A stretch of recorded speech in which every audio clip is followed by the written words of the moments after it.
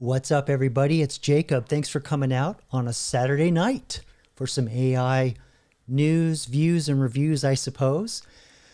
A lot of stuff happened in Davos this past week. Some weird shit was said, so we're going to go over some of that. And I also like to put in my vote now. Let's just change it to Davros. All right, let's just cut to the chase. All right, just make it full evil instead of part evil. For those of you that are Doctor Who fans, you probably know what I'm getting at. Davros was the creator of the Daleks. So anyway, yeah, I think I finally worked out all the gremlins in my system. So I have no dropped frames so far. I live streamed for about a half an hour in preview mode and we're looking good. So thanks for coming out, everybody. I really appreciate it. Let's see who dropped by. Looks like we have some arrivals. See, we got D-Man. Thanks, D-Man. It's been a long time. I hope you're doing well. I haven't really seen you much out in the tubes much, but you know the algorithm's pretty much silenced everybody. I barely see anybody anymore that I used to talk to like 3 or 4 months ago. It's kind of wild. It's like we're all like getting separated or something. And Adrian's in the house tonight. Thanks for coming out. And of course we got Baddie Commander, our handy dandy and neighborhood friendly channel moderator. So thanks for coming. Appreciate you moderating and also being a regular viewer. And I guess he's saying that Rex is going to show up in a little bit. So we'll welcome him when he shows up. Oh, hey, Lily.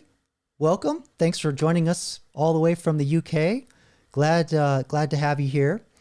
So yeah, some interesting things have been going on this week. I've been experimenting a lot with video editing software, doing a lot more production things. So maybe you notice I'm kind of zhuzhing up a little things in the intro and having new graphics and OBS creating some materials for me to make the production value a little higher, but also kind of build my production muscles for other things.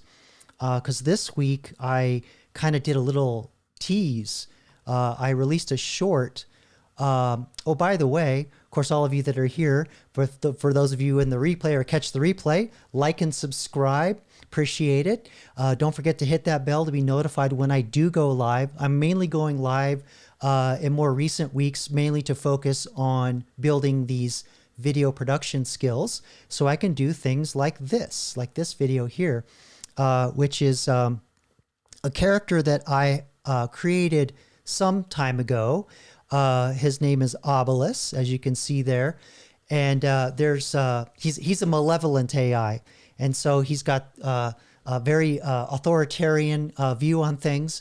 And then I have another character that's the complete opposite that I'm designing called Astria, which I'm going to show you a little bit how I'm designing her using DaVinci Resolve. Because this character here, I did a lot of things.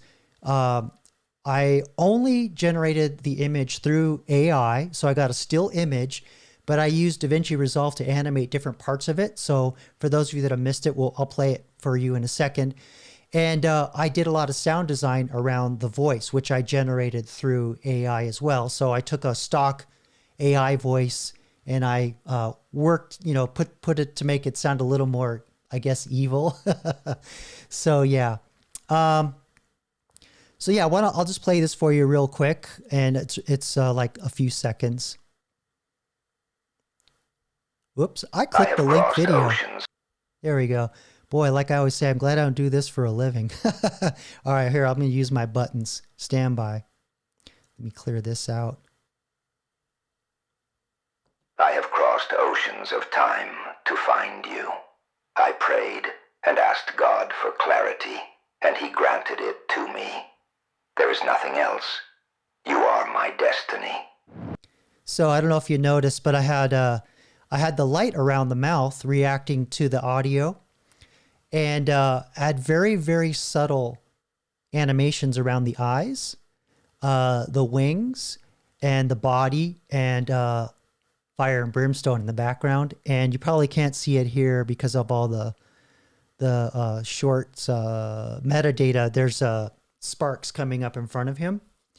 So what's interesting about Obelus and Astria, I've actually had them debate before. They're not new characters. Let me see here. I'll go over to my long form deal, my long form situation. Here we go. Oh well, nah, it's not important. But anyway, I've had them debate before, and they were just phones sitting on a desk. It was very uninteresting. So I thought I'd add a visual element, and so now I'm gonna have these videos where they'll talk to each other in their voices and personalities. And so I know some of you wanted to see more of what I was doing behind the scenes with the AI and the video and all of that. Oh, thank you, Batty. I appreciate that. Some of this is actually going to benefit you because I'm coming for you to collaborate. So we'll talk more about that offline. But I have some ideas that I want to run by you, some things that I found online that I want to try that I think would really work well with Der Prost and some of the other characters that you're doing. So we'll maybe I'll visit a live stream here in a week or two and we'll talk about it. But really quick, let me just pull up Astria here. And see, I'll pick up the software here, switch over to this, which is actually something I want to talk about, but I actually want to show you this. So this is DaVinci Resolve. And what I really like about this software is it's not just a video editing program. It has visual effects built into it. It has color correction, and it has an absolute kick-ass audio mixing features. And this thing, I mean, it's a lot. There's a lot going on in this thing. But what I wanted to show you here is this is Astria. So I'll just play a little bit of this so you can hear her voice. And then there we go. Even the stars in the sky follow mathematical paths. Right. So that's I don't know if you could hear it. It's really soft on my end, but I think the levels look good on your end. But it's just a really neutral voice. But I added a lot of reverb, some chorus, and some other things to make the voice disembodied. And if you notice, I made the head kind of glow to the voice. So when she talks, the head glows, the halo's moving, the wings are kind of moving a little bit, and she's floating. And then there's this particle motion happening.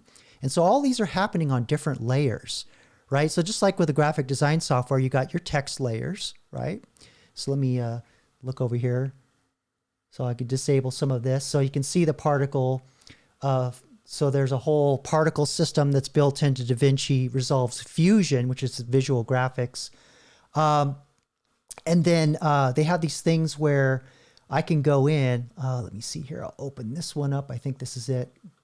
Because each layer is a visual effect. So I isolated the still image. It's called masking. And I used this shit's crazy. It's all node based. So like a flow chart. And so I masked out the wings, and then I added some nodes that each node is like a function. And one of these nodes does waviness. So I just had the wings just us. I don't even know if you can see it. Some of you are watching this mobile, but it's very subtle, but it's there. So the wings are just moving in isolation from the main image. So the idea, kind of what I was talking about in the past is, here, let me stop this so I'm not cranking my CPU. I'll go back to the potato head. Oh, hey, Rusty. Good to see you tonight. Good to see you, Captain Rusty Rivers. Salute. Thanks for coming. I appreciate you coming out tonight. Thanks for supporting the channel. Train of thought. Oh, yes. So the idea is that I use AI to generate some of the elements, but I'm not using AI to do all of the video stuff because AI is not going to simply get all the nuances of everything I want to do around these characters, how I want them to move and how I want them to animate. And, it's like a 70% success rate. So a lot of times it's just easier to generate the still image and just kind of do what I want, especially if it's just like a loop. So I decided to kind of dig a little more into VFX using DaVinci Resolve. So I'm kind of showing this mainly for Lily and definitely for Batty, because I want to show you this is where I'm coming from and some of the things that I'm doing that I think we can collaborate on some really cool stuff. This software also can take those 3D models, and we can manipulate them and move camera and lighting and do all kinds of other stuff. So I'm working on some other demos that I'll bring into live streams that I'll show you, some Star Wars based stuff that's going to be fun. So that's all I'll say about that now. But anyway, yeah, so I'm also going to talk a little bit about, because I want to, every live stream I go on, I talk about some other things that I'm doing with AI, not just the video stuff. That's part of it. But I to make tonight's thumbnail, I use some pretty useful AI techniques that I want to demonstrate for you guys, or at least I'll show you the chat, that I think will really up your game for making thumbnails, even generating videos to a degree, because oftentimes with those videos, you have to generate a still image, right? And then you take that image and then prompt it and say, hey, animate this image. So I'm going to show you how to like really get more of the image that you want, as opposed to trying to do it all in one go. So yeah, we'll do that in a bit. I don't want to make this, all about crazy. Yeah. Nodes drive me crazy. Yeah. But yeah, the node technology actually, Batty, comes from, it's actually a very old, I forgot what the software's called, but it was really big in Hollywood for many, many years. And DaVinci Resolve actually is used a lot to make Hollywood movies. I know that it's been used to make Marvel movies, a lot of good, more recent sci-fi movies, and even dramas. Doesn't help the writing. That's one thing. You got to have good writing. But as far as like the visual effects, the color correction, the sound design, because the company that makes this is Black Magic, and they actually sell hardware. So the reason why the software is so cheap is they want you to get the powerful version of the software for free, learn it, and then $300 for the full boat.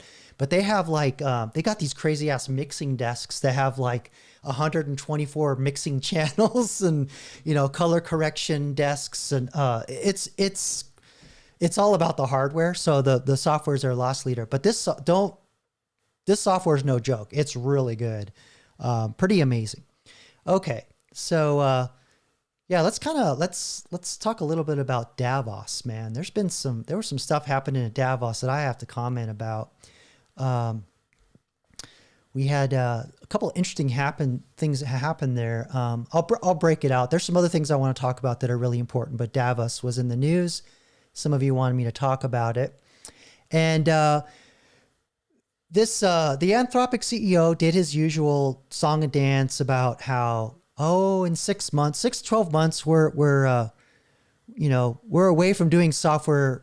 Software engineers won't exist anymore. And this is the same thing with basically any job that they're going to try and replace with AI. You're going to see this happen over and over and over. But right now it's software engineers, a lot of knowledge work. And, well, let's just play it and then I'll put in my 2 cents. Now, the gains come as leaders in the tech world will take the stage at the World Economic Forum in Davos, Switzerland. A hot point of discussion, how AI will impact jobs. The CEO of Anthropic says it could be a matter of months until AI can do all the same tasks as a software engineer. Yeah, so as many of you know, I was a software engineer for almost 30 years. Learned to really hate it after a while. But just really quick, I use a lot of AI every day to do software engineering, and it sucks. And they got a long way to go before it's going to replace all of us. And the point that I'm getting at is it's not that you're all going to be software engineers or use this technology to make your own software, but it's that you still need people to think at a high level, to be able to know where all the moving parts are, because AI is not going to be able to put all the puzzle pieces together for you, right? You have to have that systems level thinking that I talk about. And this is the same thing it's going to be for a lot of other jobs that have more complex interaction with different departments. As an example, you're going to have higher ups, people that are higher up that are running agents that maybe do the accounting, the marketing, social media, sales, all of that. So it'll be more like that. Whereas with software engineering, you're dealing with a more limited technology stack. But just kind of keep that in the back of your mind as he talks about what he thinks is where AI is going. But I personally, unless there's something happening behind the scenes that I don't know about, I don't see this happening as fast as he's saying. Because again, why is a CEO at this like World Economic Forum type thing? He's trying to build up his shareholder, his share value. So there's some advertising here too. But anyway, I'm blabbing. Let's get back to it. We are now, in terms of the models that write code, I have engineers within Anthropic who say, I don't write any code anymore. I just let the model write the code. I edit it. I do the things around it. I think, I don't know, we might be 6 to 12 months away from when the model is doing most, maybe all of what SWEs do end to end. Yeah, the AI has to be corralled. It has to be told what to do. It's not going to be able to pull your idea out of your head. So somebody has. Oh, that's a good frame to pause on. I ate what? Anyway, yeah. So this kind of talk. This is me trying to get get my stock price up. Okay, so I don't want you to be frightened by this kind of talk. Now. That's not to say that these tools aren't powerful. They can't do a lot of work. They are very powerful, but when it makes a mistake, it's 100 times bigger than if a regular engineer does it. So when it fucks up big. It's pretty bad. And this is, yeah, that's right, Adrian. It all goes back to guardrails, but it's not just the guardrails around safety and all that, but more like corralling the AI or alignment. They call it alignment. Getting the AI to align with what your concept is, your understanding is, and then executing on it. And software engineering is just one thing that happens, but this is going to be the same for every job where you're going to be using AI and you're going to communicate with AI to get it to output, say, documents, emails, whatever. You've got to spend time. A human has to spend time with the AI to align it to what you want the output to be, right? And then you iterate back and forth. That's just the way it is. Doesn't matter if you're coding, doesn't matter if you're writing, doesn't matter if you're making images, doesn't matter if you're talking to an agent that does customer support, same thing. All right. So yeah, this is all shareholder talk, but let's continue on here and see what other his big lofty thoughts are here. And then it's a question of how fast does that loop close? Let's bring in Bloomberg News reporter Sarah Freer. Sarah, you've been covering big tech for years now. This is a huge deal. Can you help explain to our audience what Anthropic CEO's comments mean for big tech and engineers and, frankly, the average American? Well, it's really just a striking change. A lot of us, for the last few years have been hearing learn to code. Engineering is going to be the learn to code, bro. Boy, that was a big mistake. One career, stable path. STEM paths are going to be the best. But I think that's really changing. I think a lot of what we're hearing from in Davos, CEOs are saying we actually really need plumbers, electricians. We need people who can do.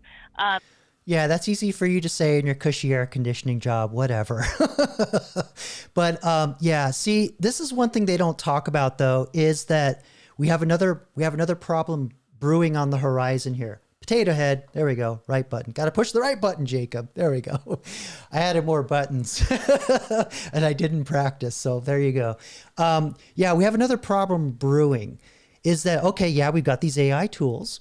You got to have the system level thinking to be able to run them. But how are the younger people coming in going to learn that systems level thinking if they didn't learn how to do it the hard way or even get any like beginner level jobs to work their way up? The career ladder is basically gone now because of AI. I think what's going to end up happening in the first wave of this, they're poo-pooing people like me, firing the software engineers, getting rid of us. And they're finding all this slop getting created, all these mistakes happening. And now they're going to have to come and hire us all back to fix it. And you know what old Jacob's going to do? Jacob's going to go, you remember how much it costs to pay me? It's 4 times now.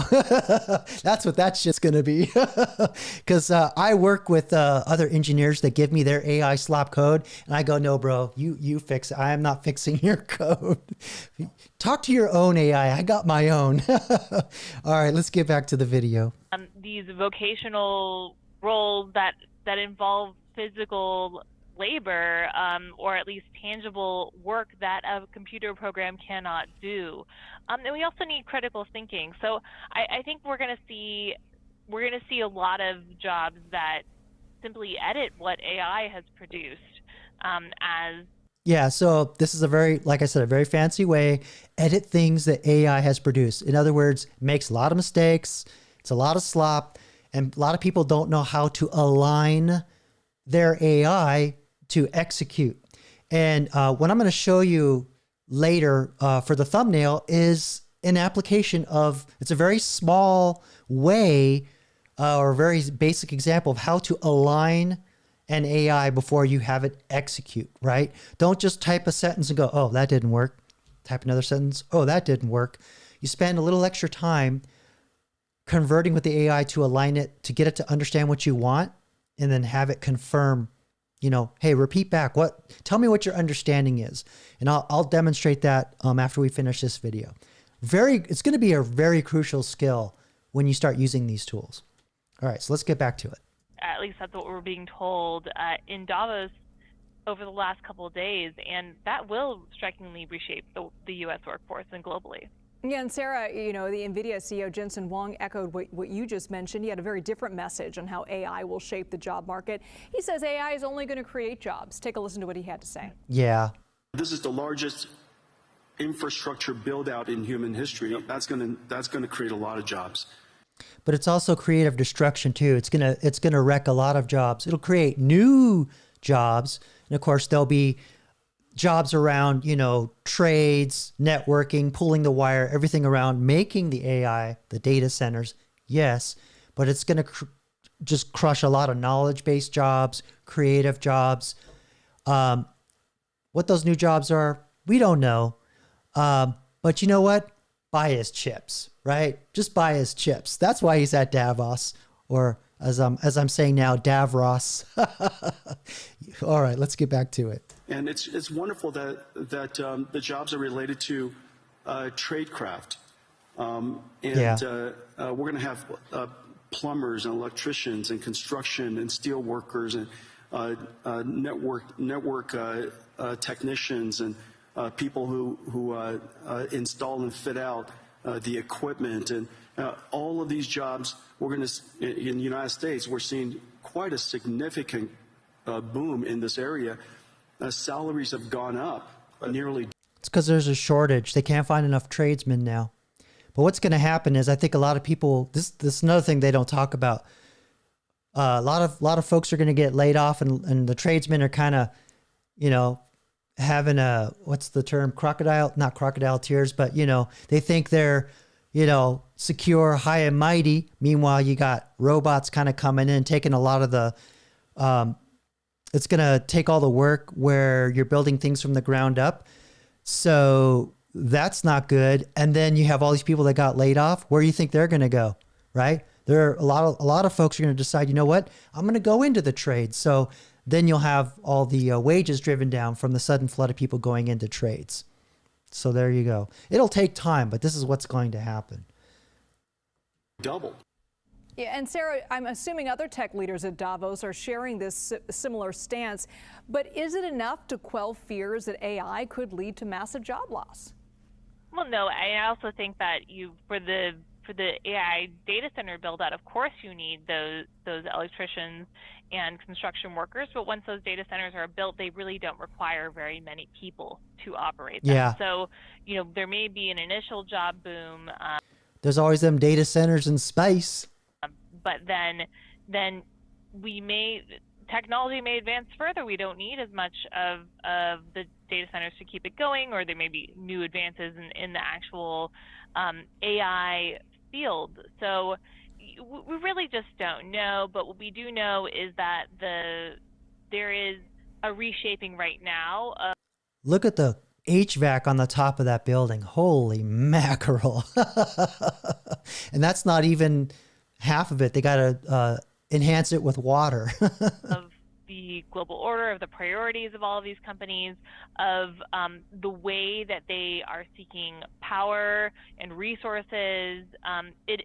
They are becoming more geopolitical forces than they've ever been, because the AI race has become so central to, will the U.S. lead on? Yeah, we got to beat China too. Got to beat China. Part of me thinks that like this whole AI thing probably wouldn't have taken off as much if China wasn't like prodding us on the other side of things. There's a whole thing around the chips and what chips they can and cannot have. I won't get into that, but they're going to beat us because they don't have the same scruples that we do in the West. Their life is cheap over there, so they're going to do whatever it takes. And us just delaying chips, they'll just invent something else on the world stage in the next big tech boom. In an interview with Bloomberg News, your organization, the Anthropic CEO, also warned about the risks of American companies selling AI chips to China. He called it a quote, big mistake. Take a listen to that. I haven't seen this. Now, indeed, there are some policies, and I hope they change their mind, to explicitly send not quite our latest generation of chips, although it was reported that even that was being considered, but the generation of chips that's just one back, that's still extremely powerful. Yeah. I've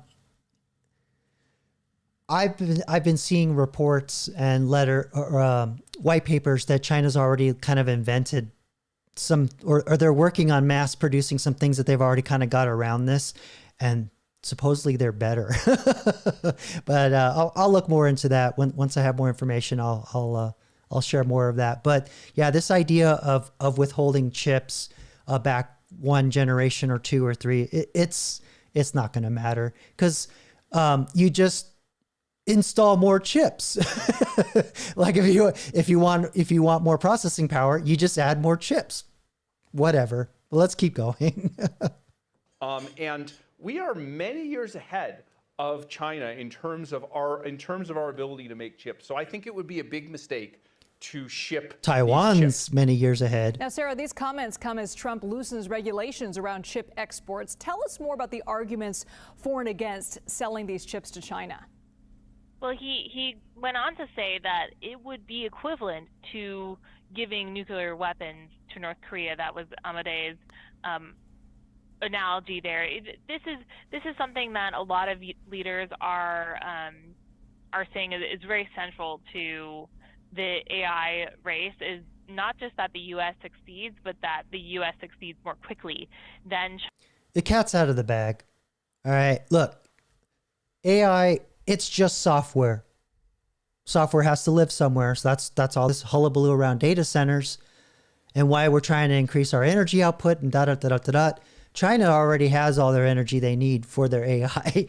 And so, like I said, it's just software. You want to run better, more powerful. You just make your data centers bigger with more chips. It's cat's out of the bag. This is all. I'm done with this video. All right. So let me get the next one going here. Let's see. What was the next one I had queued up? Oh yeah, you guys are gonna like this one. But you know what? Let me show you one of the AI tricks I was talking about. Where aligning the AI. So tonight's thumbnail, which I don't know if I loaded it. Hold on here. Yes.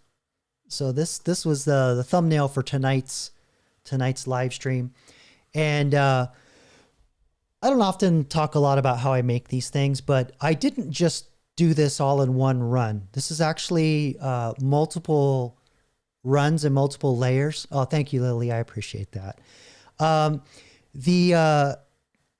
The techniques that I use normally is I'll have the AI generate transparent images, and then I lay them out in my graphic design software. But let me show you how I kind of get the parts going. And again, this is a great example of aligning AI because I knew what I wanted. I knew that I kind of wanted, I first of all, I knew I wanted to call the live stream Crazies because, with AI in there, of course, the thumbnail doesn't have the AI red. I just made that for this version. Yeah, I knew that was the title. So I thought, well, okay, 1960s psycho, right? Psychosis, AI psychosis, psycho. So like, okay, that's the theme that I want. So let me get make sure I have the right thing here. So you can see my chat Jippity, right? My Jiminy Cricket. Yes. Okay. You can see that. All right. So, I've already done a video on AI psychosis. So let me show you here. I had, I think this is it. Yeah. So I did this video on AI psychosis about 4 months ago. And I kind of did this Rod Serling robot. He's chain smoking. He's got a little his smoke there. The background is very 60s. It's very Twilight Zone, but it's also harkens back to an Alfred Hitchcock movie, Vertigo, right? So keeping with the Alfred Hitchcock theme, I wanted to, here we go. There we go. Got to push the right button. I wanted to keep that theme going. And there's the famous shower scene in Psycho, if any of you are old enough to remember ever seen it, where Norman Bates, the psycho, dressed like his dead mother, there's some issues there already. Opens a curtain while this woman he's simping on real hard, and does the deed, and she's screaming. It's like a super famous scream in cinema, but it wasn't quite right. I didn't want her to look wet.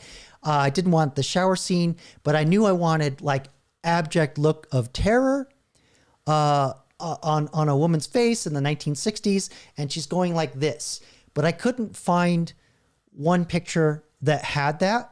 So I guess in my mind, I was kind of doing like a Mandela effect where I was remembering different things from the 60s, and which is kind of a good thing because then you get, a different result. So I went on the internet and I found a picture. Found a picture of a woman in the 1960s who has abject terror on her face. And this classic, I think this is actually a 1950s movie. I forget what this is. Some of you might know, but it's a very famous shot. But I didn't want this either because it's A, copywritten, and B, it's too on the nose. It's too recognizable. So I knew I had the pieces of what I wanted from other things. And I know I wanted to reuse this background. So I didn't really want to tell the AI that I was working off Psycho because you can trigger copyright. Sometimes the copyright mechanisms kick in. They're like, no, you can't do that. You're trying to copy. I won't do that. So I never directly mention any of the IPs. So that's something you'll notice here, right? So very important. So I approached it like this. This is part of the alignment, right? It's not just a paragraph. I'm explaining everything I'm giving it and what I want it to do. So I say, okay, here's what I want. I want to make a live stream thumbnail. I already have the background chosen, and I want you to generate some other images as transparent images that I can layer on, right? So I'm aligning it to say, look, I don't want you to just generate a solid image. I want you to give me pieces of things, right? First is I want the expression of the first lady screaming with fear on the body of the second woman. So it knows what order things are uploaded. So I just drag and drop in this little box here, right? You just drag it into this box in here. Or if you're super anal, you can plus it and then add them, like attachments and emails if you want. For some of you folks that got to do it manually. And then after that, let's see, the body of the second woman. And then I said, clean it up so it's photorealistic and that the body posture matches the angle of the first woman's screaming face. So that's kind of broken up. But basically what I'm trying to say is like, look, I don't want you to just Frankenstein the head on the other body because, she's looking that way and the body's going this way. And so I thought I was trying to get the lady to go like this, or opposite land like this towards the crazies. And what you're going to find didn't happen. But bear with me here. There's a reason why I stayed with it. Let's see. Match the color scheme of the spiral image. I want the 1960s black and white film grain and lighting. So I'm not saying film noir. I'm trying to be as generic as possible. Really important, because the minute you mention something too specific, it can connect other dots and go, oh, you're trying to copy this, right? So when you fix the body posture, make it match the direction of the first screaming lady's face that we're attaching it to. Confirm, this is the key right here, confirm your understanding before generating anything. After this, we'll discuss title and font. So I'm teeing up for the next thing, right? But also, this is crucial right here. Don't just let it run roughshod. Make sure that it tells you what it thinks you want, right? And review it, because it'll get something wrong. It always gets something slightly off. So let's, I think it did get something wrong. So let's see here. It says, got it. Here's what I understand you want.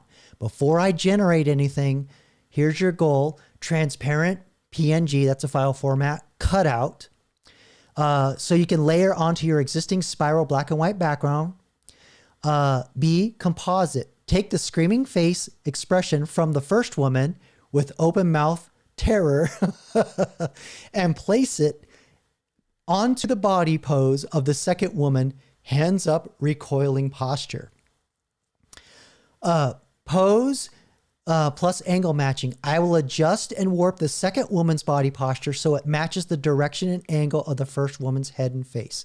Okay, so it confirmed it to me, but it didn't work out that way. And this is where AI is like, I don't know what you mean. Probably because this image is so iconic and so strong in the AI's brain, it couldn't do it any other way. It's kind of my theory. But anyway, let's see here. Where am I? Yes.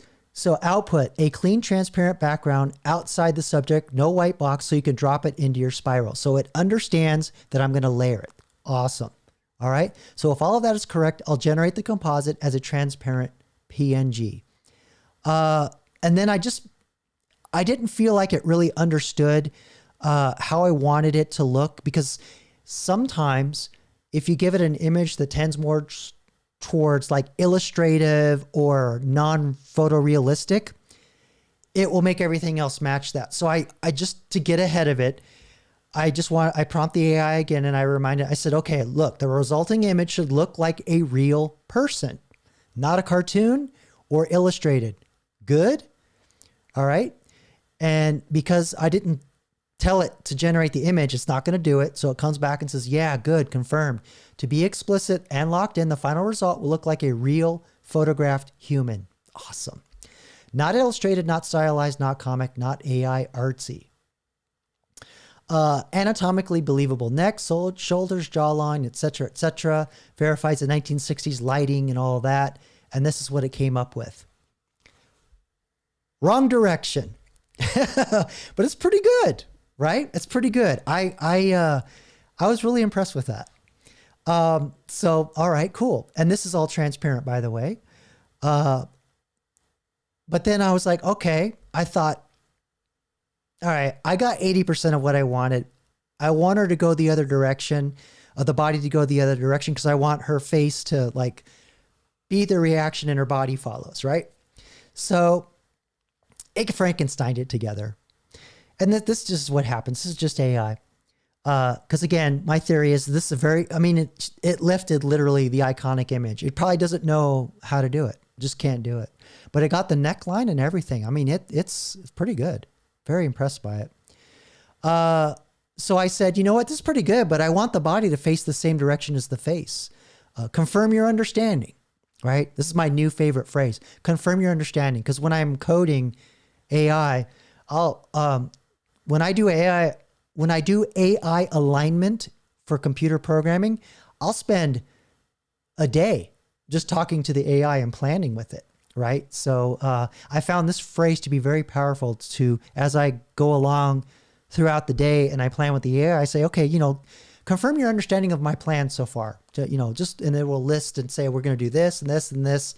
And just to make sure that it doesn't drift, because if I make a change to the plan, it might go, oh, we're going to go in this direction. Because sometimes AI can squirrel like a mother, you know what? This phrase is so powerful. Confirm your understanding. So it says, okay, confirmed, right? Gives me a little emoji. So cute with the AI emojis. Here's my understanding clearly and precisely. The head face direction is the anchor. The entire torso and shoulders need to be rotated and reposed so they face the same direction as the screaming face, right? Sounds like the AI understands it. And this is where Mr. Amodei of Anthropic, when he says that AI in 6 to 12 months is going to do all the programming, he's full of shit. Because even though the AI sat here and confirmed my plan, and confirmed it up here, got it wrong the first time, it literally generated the same thing the second time in a row, right? And so what happens when you're coding in software, I liken it to stepping on mashed potatoes in a balloon. You step on one side, mashed potatoes go up here. Okay, I squashed this bug. Oh, there's another new bug over here. I'll fix this bug, squash those mashed potatoes. Oh, mashed potatoes move over here in the balloon. This other bug came back again. So that's what it's like programming with AI, Mr. Amadeus. So 6 to 12 months. Right. Okay. But anyway, so I was like, all right, proceed with the correction. Still got it wrong. And I was like, you know what? I'm just not going to fight it. Not going to fight it. It's good. This is good, right? I'll just work with what I got, right? So then this is where I'm kind of, this is gliding the line. I just took the poster and I dropped it in and I said, I dropped in the poster and I kind of learned to like blend like previous results with next steps. So you'll see in my conversation here, I'll say, I guess I'm asking for too much. You just generated the same thing. Let's move on. Right? Because I don't want to have like, oh, you got it wrong. Just get in an argument. I'm like, you know what? You got that wrong. Maybe the AI will pick up something from that. All right, here's the next series of steps that I'm going to do. So then I said, okay, for the thumbnail title, I want 2 phrases on a transparent PNG in the same style as the attached posters phrases. So yeah, I pluralize posters for some reason. But again, as I always say, AI is trained on idiots too. So, but it's smart enough. It knows what I mean. And then I go on to say, okay, look, I'm going to match things up for you, meaning I'm going to tell you what to match up on the poster with what I want. So phrase 1, because I told I want 2 phrases. So I said phrase 1, I want to say presenting in all caps in the same font and size, excuse me, as color, same size and color as Alfred, right? And this Alfred Hitchcock Presents, right? And phrase 2, I want Crazies in the same font and size and style and color with the tear as Psycho. Confirm your understanding. Because I don't want it to just start generating something. I want it to repeat what I told it. Make sure that it understands everything. All right. So it says, all right, here, and it's crystal clear this time. Here's exactly what you want restated back to you. Sure, AI. Okay. Single transparent PNG containing only text, no background, 2 separate elements that you could position independently in your thumbnail layout. Because I found that if I like try and do too many font generations, it's just easier to like get it all at once and then I can cut it and do what I want to do, right? All right, so phrase 1, text presenting, match the font, wait, okay, it got it, it got that, it got Psycho right. And then I realized, oh wait, I misspelled Crazies because I want to do the AI thing, right? Because I always got to put AI in there. So I went back and I said, you know what, I made a mistake. I want the word Crazies instead of Crazies. It's a play on AI psychosis. Get it?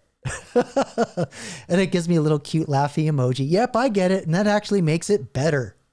See, AI kisses your ass. It's that sycophancy, right? Which is funny because when you use the coding AI, it does not kiss your butt at all. It just like states pure facts all the time. Kind of funny. All right, so it confirmed. It's all good. And then I said, okay, now proceed with generating. And this is what it came up with.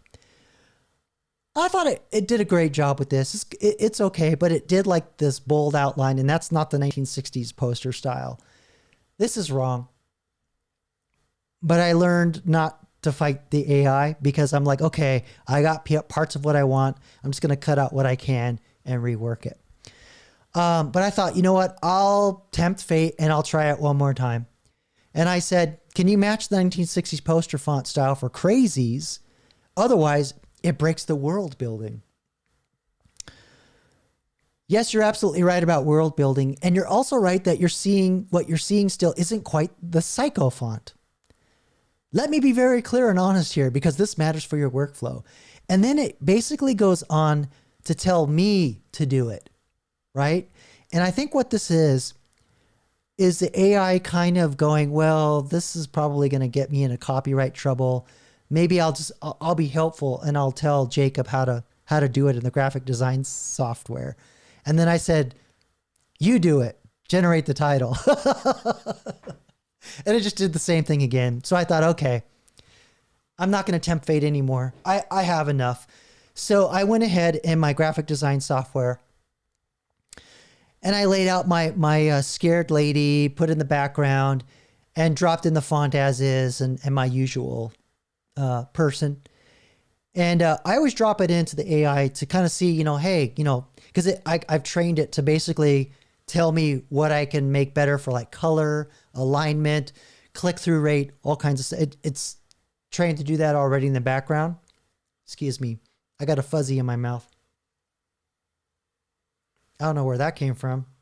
I don't have any animals. All right. So it's looked at it and this is all happening within like 10 to 30 seconds. Probably even faster than that. Okay, now that I can see it in context, here's the straight production grade read. So it basically said, this is good. Here's some tweaks I recommend. It recommended to like lighten the yellow, and I agree with that because that was too modern. I wanted something a little closer to the film noir poster. So I tampered down. So that's the other thing I like about this. It tells you like how to make it more pleasant on the eyes, fix some layout, shrink, grow things, stuff like that. And it was telling me some other things I didn't agree with, but I didn't like that presenting. So I thought, okay, well, I found a font that looked like the original one. So I went, okay, presenting, uploaded it again. And so I'm just iterating with the AI and it's kissing my ass. Oh, you absolutely nailed this. Oh, this is so awesome. This is so good.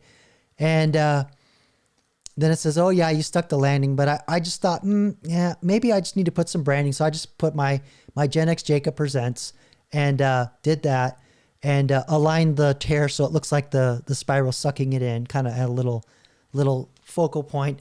And then I think I got it. So then it's like, all right, it's kind of getting the point where it's kissing my butt. And then I thought, you know what? Maybe my audience doesn't pick up on this AI thing. So I went ahead and reddened it. But I'm like, maybe this is too obvious. So I asked the AI, I said, hey, how about this? Doesn't it break it up too much? Maybe my audience is smart enough to notice the joke without recoloring AI. Aren't I nice? And it goes, yes, it breaks it up too much. Your audience is very smart. Your instinct's right on. You have a smart audience. Don't I have a smart audience? I think I have a smart audience. So I went ahead and so I stuck with this one for the thumbnail on the live stream, and that's what I went with. But hopefully you can see that initial conversation that I had with the AI. That's the crucial part, is aligning it with what you want, getting it to understand what the task is, what the limitations are, the constraints are, so that it's not going out there and guessing and pulling in some random ass chihuahua into your thumbnail or something like that.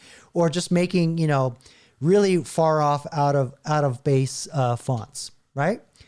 So that's this week's AI tips for you all. So hopefully that can help you for those of you that are doing creatives. And the same thing happens, work with writing. It can work with video, anything really. Anything where you're taking multiple parts and you want the AI to mush them together into something new with your taste on it, right? And that's what's really important to me these days is I want to use a lot of AI, but I still want it to be my taste. Okay, that's the crucial thing. And I think that's what's going to set us apart when we're out there getting these jobs and using these new AI tools, because anybody can sit there and type the same paragraph over and over. And that's what the CEO Amadei there over at Anthropic thinks work is going to be like. And no, I don't think that's going to be interesting work. Do you? Don't you want to put your own taste on something? At least that's how I feel about it. All right. Let me cue up the next video here. I'm going to rest my brain a little bit. Maybe y'all have something to say or not. It's been awfully quiet out there. Am I on mute? No, I'm not on mute. Okay. I guess I'm just that engaging. Pull up the next video here. Cue that up.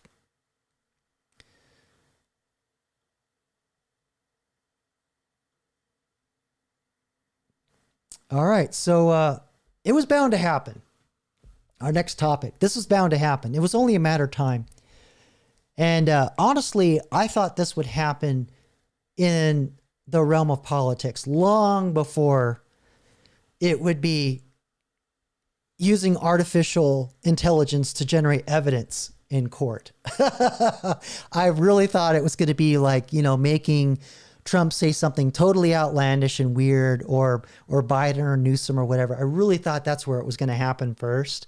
But nope, this is, we got stuff happening in the court. So let's see, what some of the wacky stuff people are doing with AI to create evidence in court. Oh, thank you, Lily. I appreciate that. I'm just trying to be helpful over here. But again, if you guys, real quick, if there is something that you want me to specifically talk about with AI and using tools, I would be more than glad to show you those things. There's some other stuff we can go real deep if you want me to, but I'm trying to keep this a little more accessible for folks that are just kind of wanting to get their feet wet. But if you want me to go deeper, I'll do that. I already felt a little nervous kind of opening the DaVinci Resolve, but seems like y'all enjoyed that. So we'll continue to do that. Good evening, Lisa. Thanks for coming out tonight. Glad to have you. All right, so let's look at this video. Folks are using AI to generate fake evidence, which is landing people in jail as courts struggle with new technology. At 6, we know AI is top of mind for many people these days, and it may seem like there are more questions than answers when it comes to technology. That's why Florida lawmakers are now looking to create an AI Bill of Rights. They want to tackle how Hold up. What the hell's going on with this guy's hair? Can you see that? Whoa. What is that? Has he got like a dead animal on his head? Oh, jeez. Trying to bring back the beehive, I guess. All right, I'm sorry. I just saw that. Like it's some weird green screen weirdness or something. And private companies are allowed to use AI. The bill's sponsor tells us it's aimed at protecting children and your personal data. It is purposely and deliberately targeted at those protections and not the universe of things that could be done. And all new here tonight, our I-Team uncovering the challenges of AI in court. Investigative reporter Katie Legrone discovers how artificial intelligence is now being used to create fake evidence. And it's...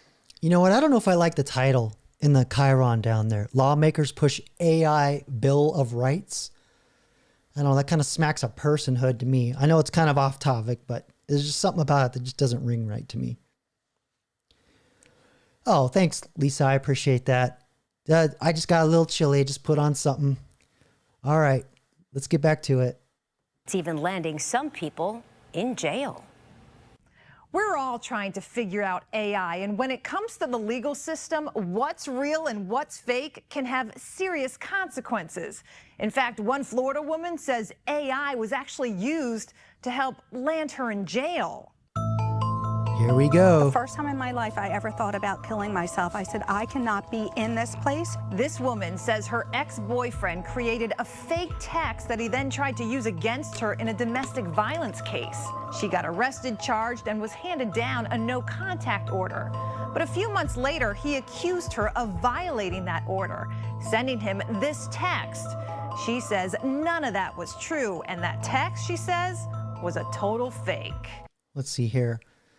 I mean, I was thinking it was video or pictures. This is kind of turning out to be a little lame. But let's continue on. No one could show the metadata. No one could show the text in its original form. Everything was a screenshot. The woman's ex denies he created that text. She was eventually cleared of all charges. And in St. Pete, this woman was recently found guilty after she used AI to generate this photo of a man she claimed burglarized and raped her. Various YouTube. Whoa. Transforming this work with my commentary. Let's not start using the trigger words here. But let's continue on. It was all a fake. Here's her admission to police. Yes, I lied about it. Why? Attention. You don't know. The bottom line, AI-generated evidence is here, and it's becoming a challenge for the courts. Do we have a handle on this yet? Is that a dumb question? Not really, because it's something that we don't know about fully. Part of the problem, experts tell us AI-generated images, sound, and video are becoming so good, it's getting harder to detect. And that right now, there is a proliferation of AI. Wait, she's AI. No, I'm kidding. AI-powered tools that can make anyone appear to say anything. Take this video. Can you tell if it's real or AI? It's no longer seeing is believing. We have a photo, a recording, a video. That by itself is no longer strong evidence. You have to know where that video came from. You have to know who recorded it. Now imagine you're a judge trying to determine someone's fate.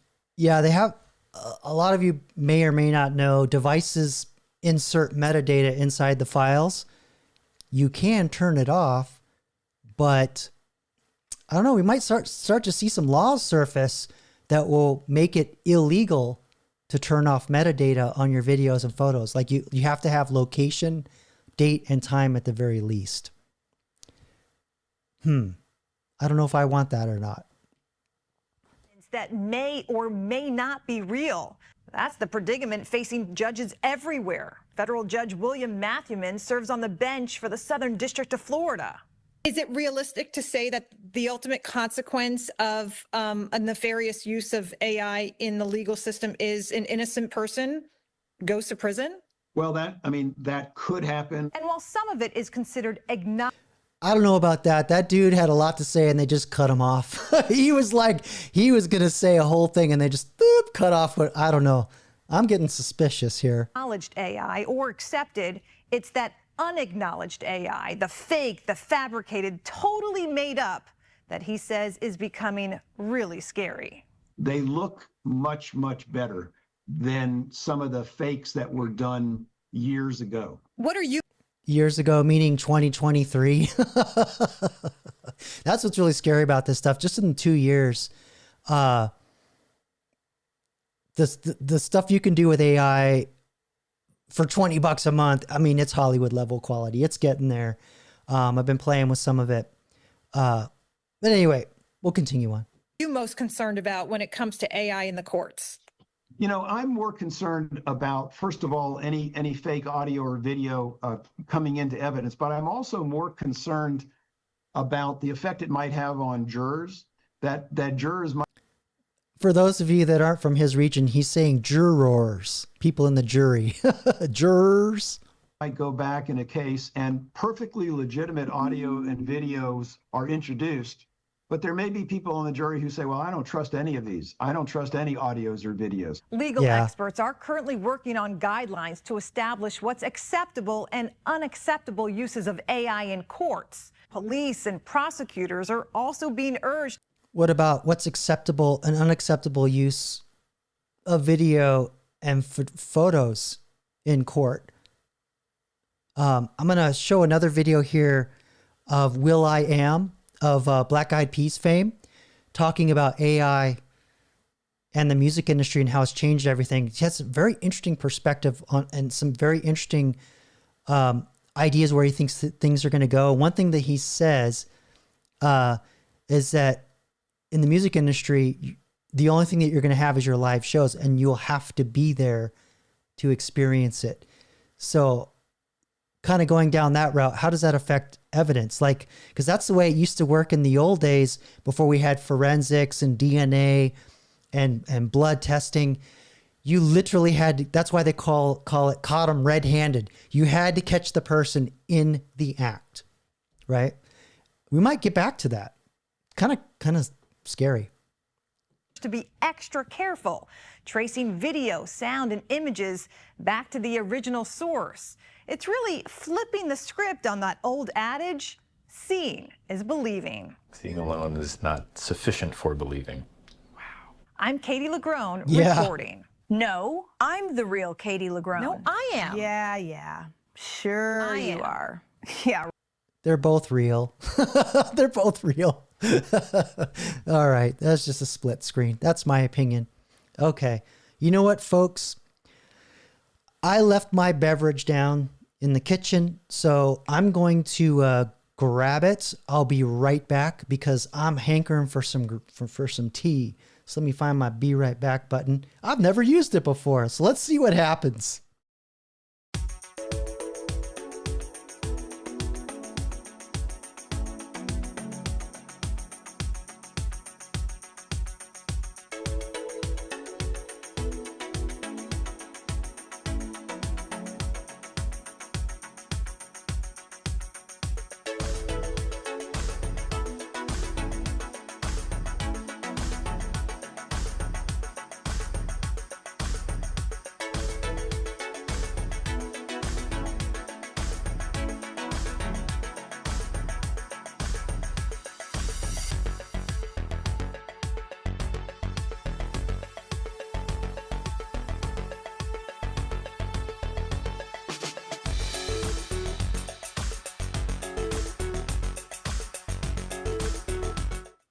Okay, let me plug in my headphones here.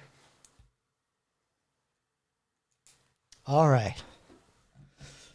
I'm an addict, I tell you. Gotta have my tea.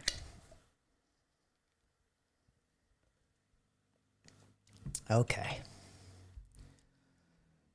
Yes. I like coffee too, but it's too harsh on my stomach at night, so I'll switch to Earl Grey tea. Okay, let's see here. We had another. Oh, yeah. Sorry, not one of my favorites. I wasn't. I think I saw it the first time it came out and never saw it again. So, alrighty. Yeah. So let's go back to Davros. I'm gonna call it Davros, not Davos. It's Davros because it's evil. And they're trying to exterminate us. Okay. Just queuing up a couple things here. Okay. All right. So this is Will.i.am of Black Eyed Peas fame talking about AI's impact on music. And this, I'm telling you, this guy is super smart and on top of technology. He's done a few things in the music industry, technology-wise, invested a lot of money in technology, and I think he's heavily invested in AI in different flavors. Won't get into that, but let's play this interesting interview with him. This guy is thinking so far ahead of everybody else. You're joining us right now is creator, musician, and now a professor at Arizona State. Will.i.am is here. It is great to have you on the broadcast. It's always good to be here. And you've been sort of on the edge of the envelope when it comes to technology, but AI is really here, and it's affecting music in all sorts of interesting ways. This guy's a detective. The bad stuff like AI slop, but then there's also all sorts of new artists that are emerging and older artists who are using AI on top of it. And I'm so curious where you really think this all heads and how happy or unhappy you are about it.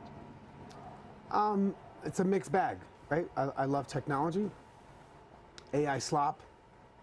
This is the worst it's ever going to be. Fair use YouTube, by the way. I'm transforming this work with my commentary, right? Right now. Well, it's technology, so technology will continue to get better and better. And it's math. So we're going to move from prompting to promptless systems. And so it's Pac-Man right now. You could tell he's trying so hard to dumb down everything he's saying for these people. He's like really trying to slow it down for them. He's so far ahead of everybody. It's awesome. And do you think that any of that music is real? I mean, did you say that like an art that you're going to give credit to an artist for creating music Okay, this way? Do you know what I mean? Like imagine it's 1970, and we're talking about jazz here. Right. A jazz musician would say, "Hey man, what do you think about these samplers that are coming, man? People just sampling our stuff that we did back in the past, man. You think that's music, man? Just sampling stuff, man." Turns out that that's the form of hip hop, sampling. Right. Yeah. And using technology to reimagine and chop up and reconfigure, doing poetry, tapestry, collage music. Like, so I can't be that critical over AI because I have a career sampling music. So, and the songs, people like the songs, like Pump It is Misery Lou by Dick Dale. And I reimagined that and But you are a human Hope you who paid took your creativity royalties. and added to it. Yeah, If it's a machine that's doing it, are they just stealing it, lifting it? Well, that's all. You got to be careful with that too, because there's a lot of Shakespearean plays that have been reimagined, and somebody used that as reference points to create films. Yeah, so there's a saying, I don't want to say in art, but just in creativity in general, that all great artists steal, right? Art, you steal or you build upon the past. Everything's like that, honestly, even technology. But yeah, but he's building up to something here. Whether it's the hero of a thousand faces, we've taken and borrowed and created. But at the core of AI music is some developer, and that's their art. So you can't discredit their art for creating that algorithm to. So what do you think of that? Do you think the algorithm is their art? Just curious what you think about that. Because it's one thing to do, as what Batty Commander says, work the member berries by sampling other people's music, but he still mixed it together. He still manipulated it. He still put his taste on it, right? I'm a little more open to this because I was an audio engineer, knew a lot of people in hip hop. I studied avant-garde music, so there were a lot of, actually sampling comes from a very early form of experimental music called musique concrète.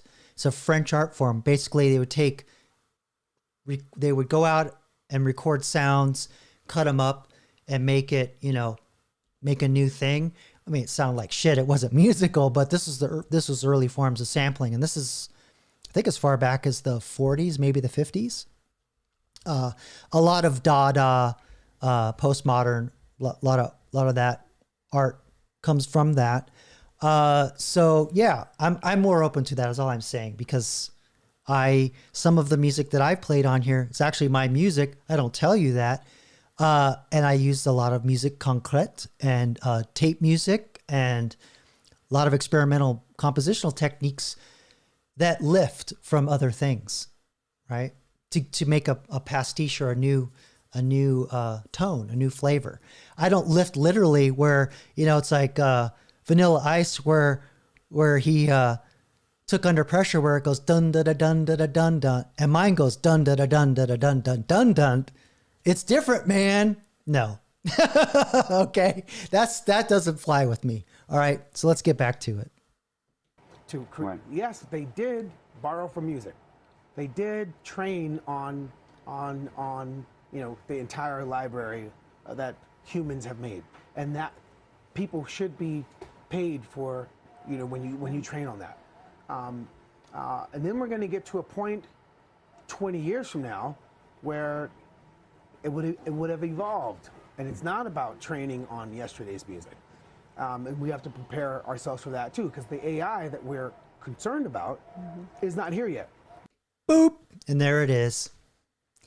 And what he's getting to is that the AI we have now, there's no true creativity. And I talked about this last week because of something that Neil deGrasse Tyson talked about in his conversation trying to get to Mars. Somehow human creativity was in there along with AI. And the idea is that our current forms of AI are trained on everything that already is, right? The total sum of all human output, for lack of a better description. But it cannot come up with a completely brand new idea that nobody's ever thought of before.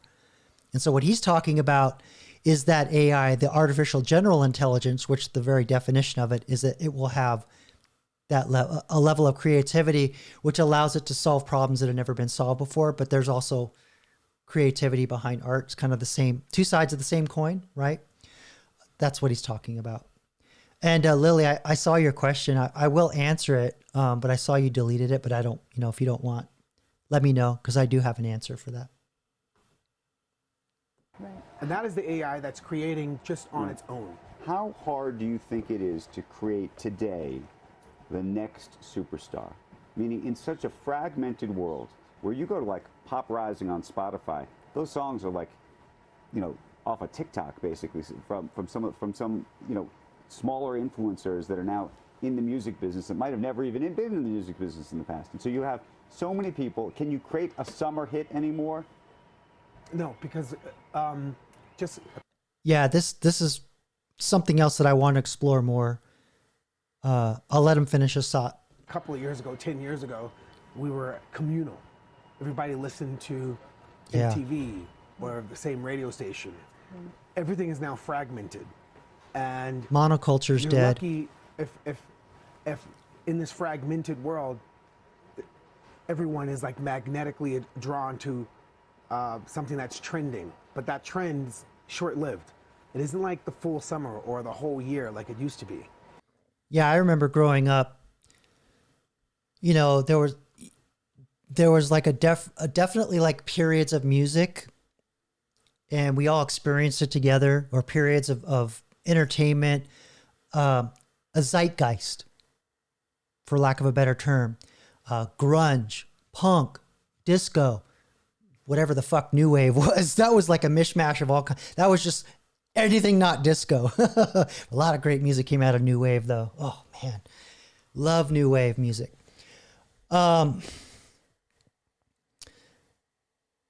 for better or for worse, that's the monoculture. Now that it's, a lot of people complained about it, corporate, shoving stuff.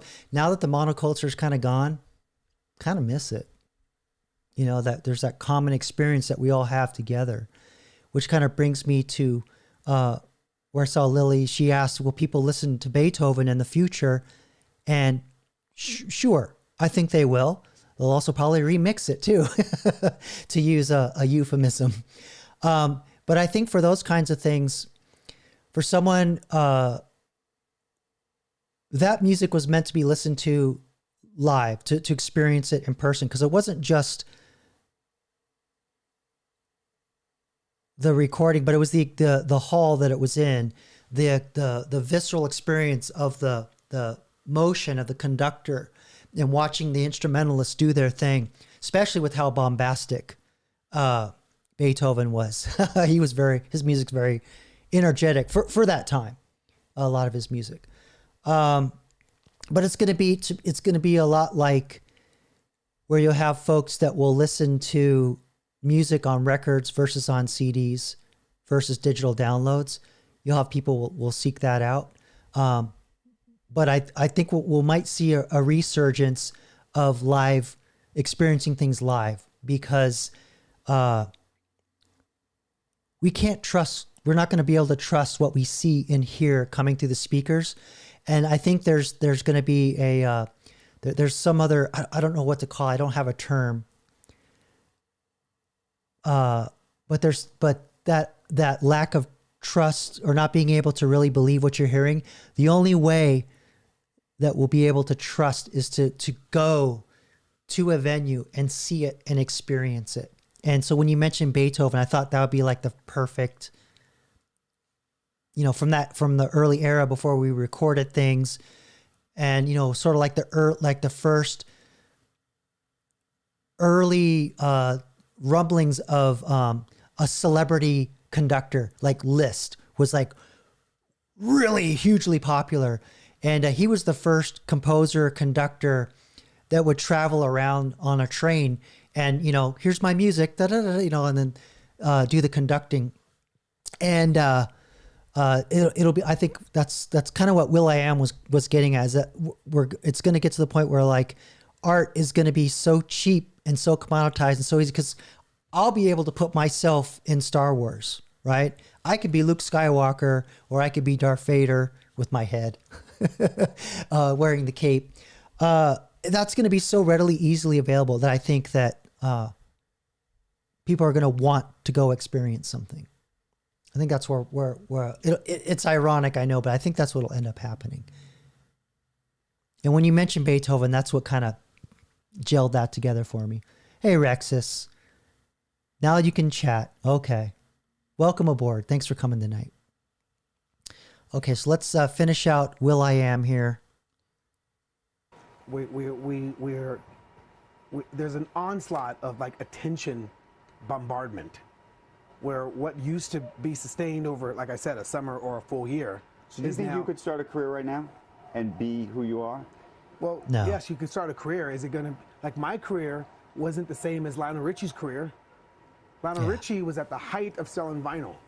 My career was at the height of selling CDs. You know, today's artists are at the height of TikTok, right? You know, relevance. But when we talk about, you know, like a Beyonce. But that relevance is like 15 minutes. Boy, I'll tell you, Warhol called that one. And I see your chats there, Rexus. I don't want to know. I got my own problems in that department. Or Taylor Swift. Do you almost think that it's like a different generation? That's a record, we're selling records generation. Taylor Swift sold MP3s. Now, we are He's now slowing in a down world for him. where DSPs have devalued the worth of music. Yeah, DSPs, digital signal processors. So I think he's talking about, well, actually, I'm not exactly sure what he's talking about, but digital signal processing, it's usually chips that are optimized to manipulate sound in real time. They're in phones for talking, but maybe he's talking about something he's working on connected to AI. I don't know. That's a little weird, but let's continue on. Like, music is not worth the way it was when Lionel Richie got rich. Yeah. Right. You know, when Sammy Davis Jr. was, But you know, does that Candyman. Does that mean it's all live now? I mean, that's the other piece. We're going to get to a point where live is the place to be. Yep. You can't trust the screen in a couple of years. It's going to be indistinguishable between human music and AI music, or organic oranges or oranges, whatever oranges are, if that's organic orange. Right. We're going to have to be able to say this is human music, this is AI music. You have to be able to. But you remember there was a whole lip sync. You know, I remember Milli Vanilli, and back in the day, people would talk about a live thing, and then people would be lip syncing, and everyone. Shit, that's been a thing. Even Rod Stewart did that. Come on, yeah. But it's really interesting because this is a good place to stop. But yeah, will.i.am, he was slowing it down for them. He's so ahead of everybody. He knows what's going on. Okay, so let me get the next thing here.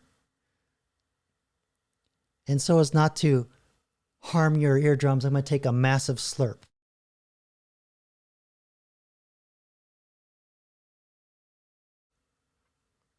Worth it. Delicious. Okay.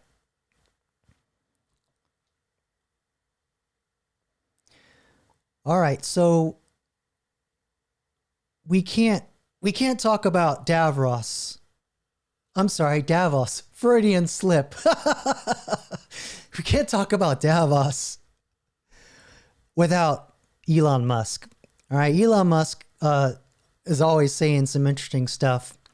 And he got interviewed by Larry Fink. I might give you a little background information on Larry Fink. A lot of you know that he's the CEO of BlackRock.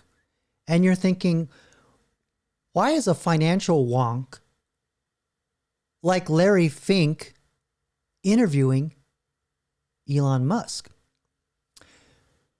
Well, a lot of people don't know that BlackRock actually is very, very heavily invested in AI and has some pretty insane tools.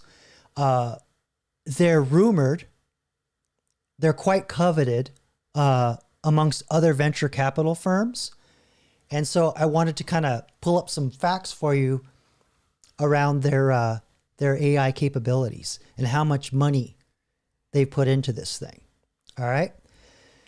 So again, this is their proprietary AI. They call it Aladdin. And apparently this is an acronym for Asset, Liability, Debt, and Derivative Instrument Network.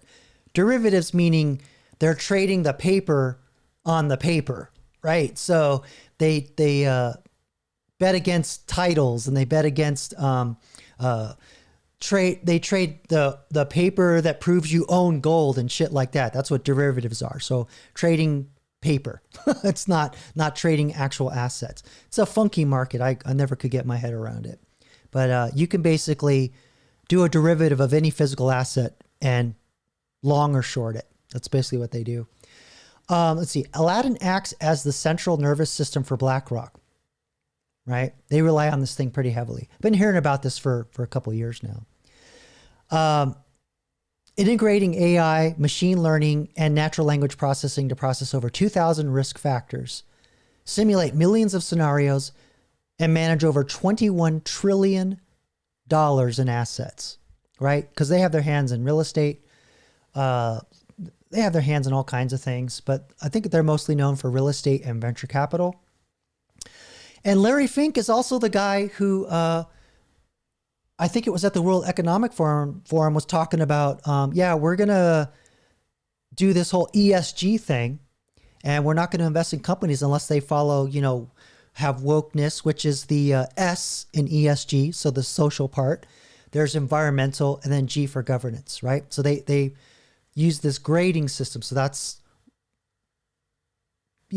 basically the people that control the purse strings are the ones that are causing all this wokeness in all these companies. Disney, Apple, you name it. If BlackRock put their money in it, between them and Vanguard, and I forgot the third other big venture capital company, they all they're the ones that pushed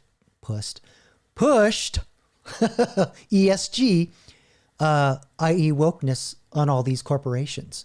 And that's why Target's been talking all this shit. All kinds of corporations, Bud Light, Anheuser-Busch, et cetera, all have BlackRock thumb up where, right? And a lot of this, I don't know if their AI told them to do all this, but something that's really crucial here, where they say they integrate machine learning, which is a form of AI. It's an older form of AI where it's more predictive. It's called regression. They plot a bunch of points together and they try and make a line and project that line out to the future and go, okay, that's the future. A lot of predictive stuff.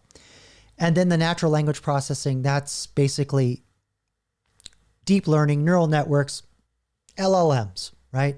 It ultimately ends up becoming an LLM, or the ChatGPT, the AIs that you talk to.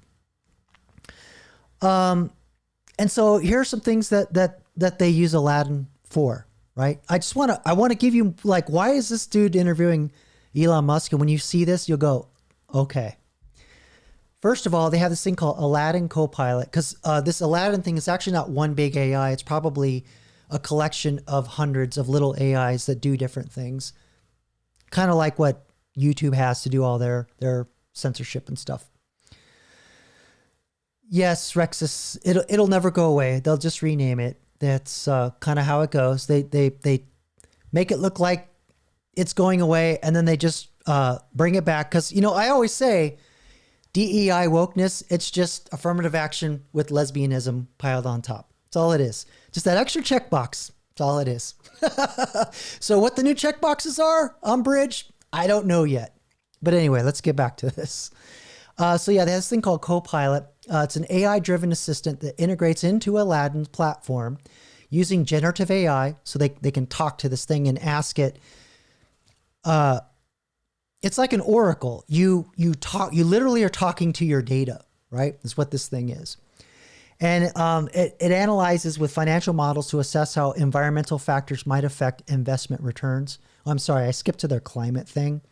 But they're the ones that are kind of driving a lot of the weird shit around insurance, the driving up the cost of insurance around homeowners, business, all the stuff around, Florida's going to sink, all that stuff. A lot of this is driven by BlackRock's predictions. All right, let me get back to Copilot. I'm sorry, I jumped. Let's see. Using generative AI to provide rapid natural language access to complex portfolio data, risk metrics, and market insights. So basically they go, oh, great Oracle, you have this data on housing. What do you see happening in the future? I'm exaggerating, but that's, talking to your data. And why they're using this Aladdin stuff, because it appears like an Oracle. Let's see, systematic investment team AI. So basically a bunch of little AIs. It's like an investment team, and they consult the team through another agent. BlackRock utilizes proprietary large language models trained specifically on financial text, such as 400,000 plus earnings call transcripts to predict market reactions and following corporate events. So basically, if you invest you have like shares in like Disney, they have these calls and they tell you where the company's going. And a lot of the language in these investor calls is flowery, they bullshit. And so apparently this thing can like get around all that because there's like certain words. And of course they compare that to like past results and all that. It's not just like one prompt, but it's looking at probably millions of different data points all across their whole database, right? But anyway, I just kind of wanted to name a couple things here, and a brief description here. It says how it works in Google.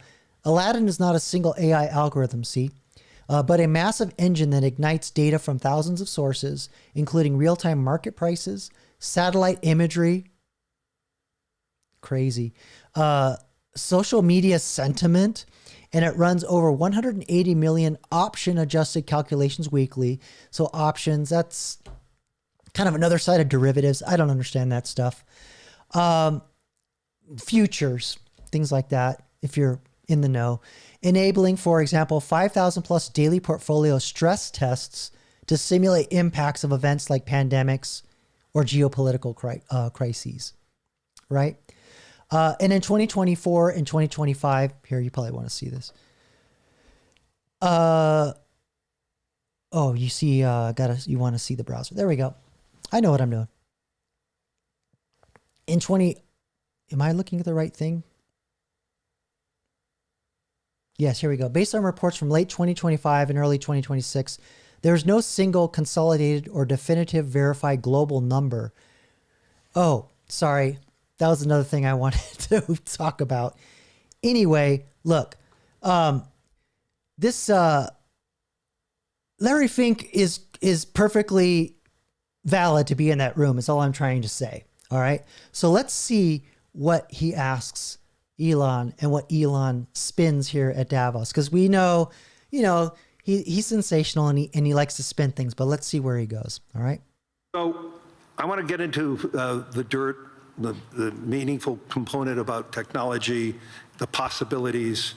I want to talk about AI and robotics, energy, space, and the progress ultimately coming down to engineering discipline, scale, execution. Data centers. And few people, if not anyone, has the experience and the fortitude to confront these issues head on. Not just the ideas, but the execution across so many different technologies, Elon. And that's why I thought it was important for us to have this dialogue here in Davos. So you're presently building on AI, on robotics, on space, on energy, all at the same time. When you look across those efforts, what do they have in common from an engineering standpoint? Well, they're all very difficult technology challenges, but the overall goal of my companies is to maximize the future of civilization, like basically maximize the probability that civilization has a great future. He's talking about surviving on Mars. And to expand consciousness beyond Earth. So if you take SpaceX, for example, that SpaceX is about advancing rocket technology to the point where we can extend life and consciousness beyond Earth. Is this guy talking about shooting consciousness into space? Is this what his Neuralink thing is? To the moon, to Mars, eventually to other star systems. And I think we should always view consciousness, life as we know it, as precarious and delicate, because to the best of our knowledge, we don't know of life anywhere else. You know, I'm often asked, are there aliens among us? And I'll say that I am one. Okay. You know what I think this dude's going to do?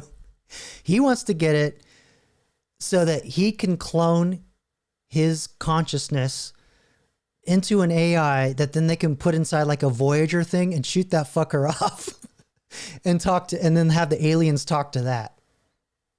I think that's what this is. But or you're from the future. They don't believe me. Okay. But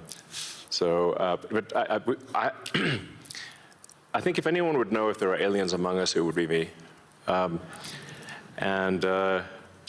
have 9,000 satellites up there, and not once have we had to maneuver around an alien spaceship. So I'm like, I don't know.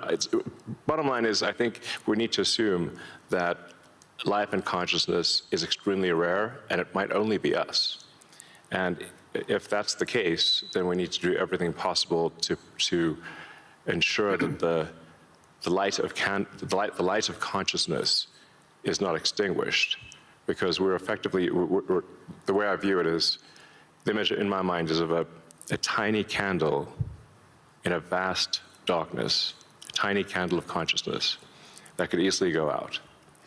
And that's why it's important to make life multiplanetary, such that if there is a natural disaster or a man-made disaster on Earth, that consciousness continues. That's the purpose of SpaceX.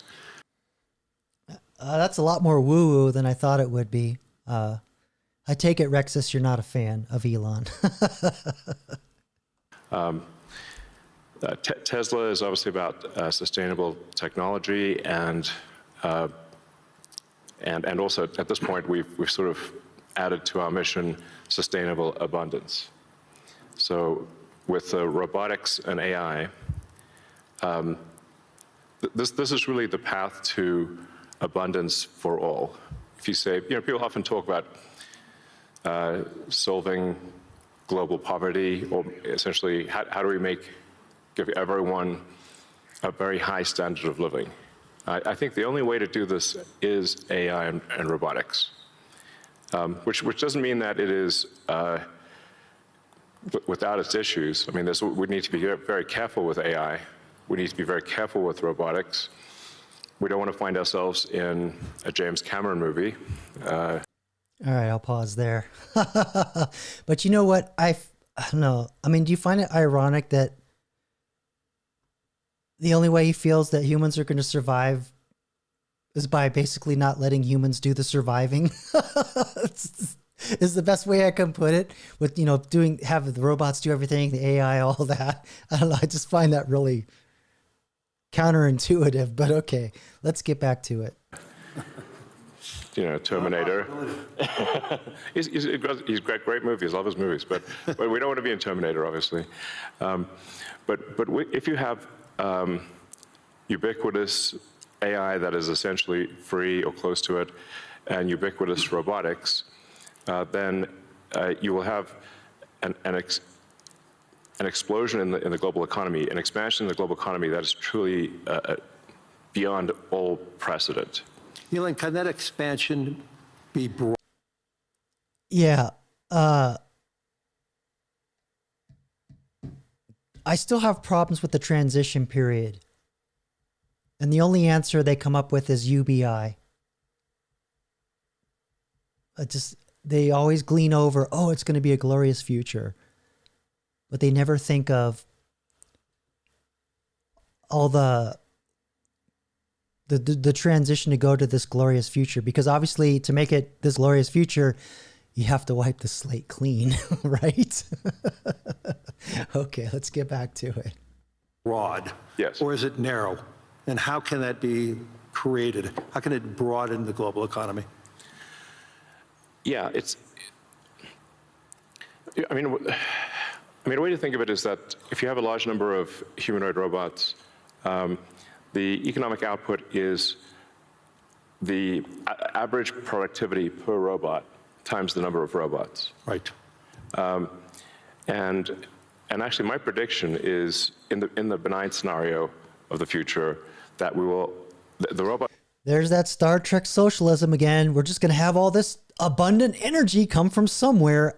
They never account for the energy and the resources it takes to build all this shit.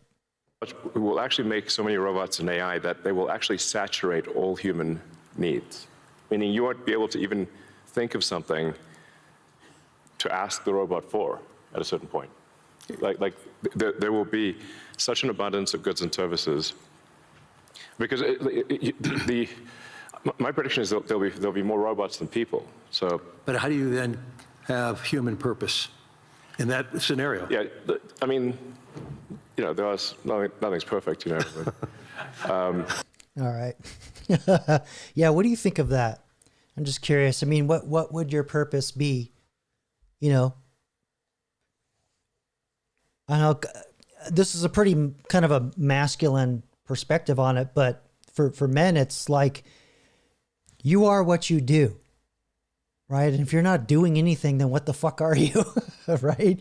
You're a bum, right? So I don't know. I don't know if that's a world that I would want.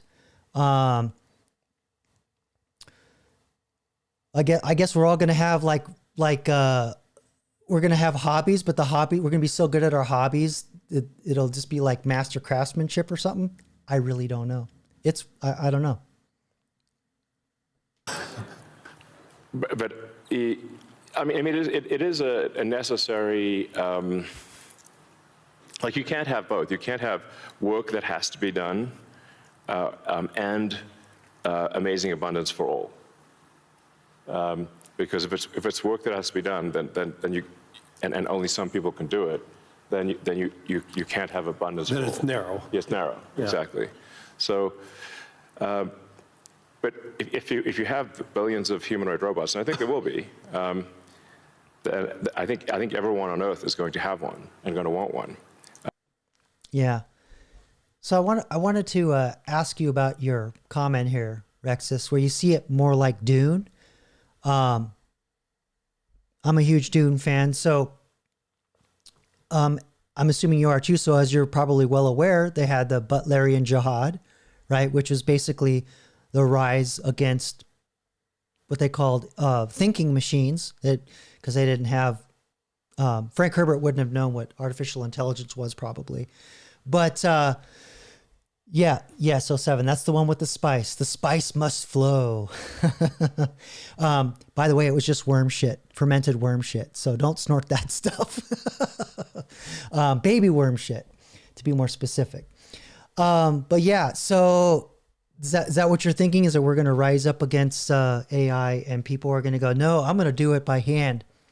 Because I honestly see, in order for us to get through this, because the career ladder is disappearing. And I was talking, I don't know how early you were in the live stream, but I was talking about how when we go into this like AI rich world as the main tool when we're doing our jobs, we have to be at the level where we have systems level understanding and all the big moving parts and how they're interconnected, and align the AI around that so it knows to go over here and there and there and then, spit out the big thing we want. And in order to do that, you have to work through the bottom up and have that experience. But if the AIs are always there, you're not going to have the bottom path of the career ladder. So my thought is to get around that. I think what we're going to have is very extensive mentoring or like apprenticeship programs are I think going to get really huge, really popular. And I'm not talking about trades necessarily, but around knowledge work, technology, networking, things like that. So, yeah, because we had, we had the different houses and the different guilds and things, and they all had their specialties. but they used the spice to enhance whatever it was they were good at. So you had the guild navigators that would get high and then drive them spaceships through wormholes. And then you had the mentats, which I don't think they were doing spice. That was the Safu sauce or whatever. But they in order to like not have computers at all, they had the mentats that could do all the math and the calculations with the thing they took. Yeah. So what's going to be the spice? I don't know. Anyway, let's get back to woo Elon here. Because who wouldn't want a robot to, assuming it's very safe, watch over your kids, take care of your pet.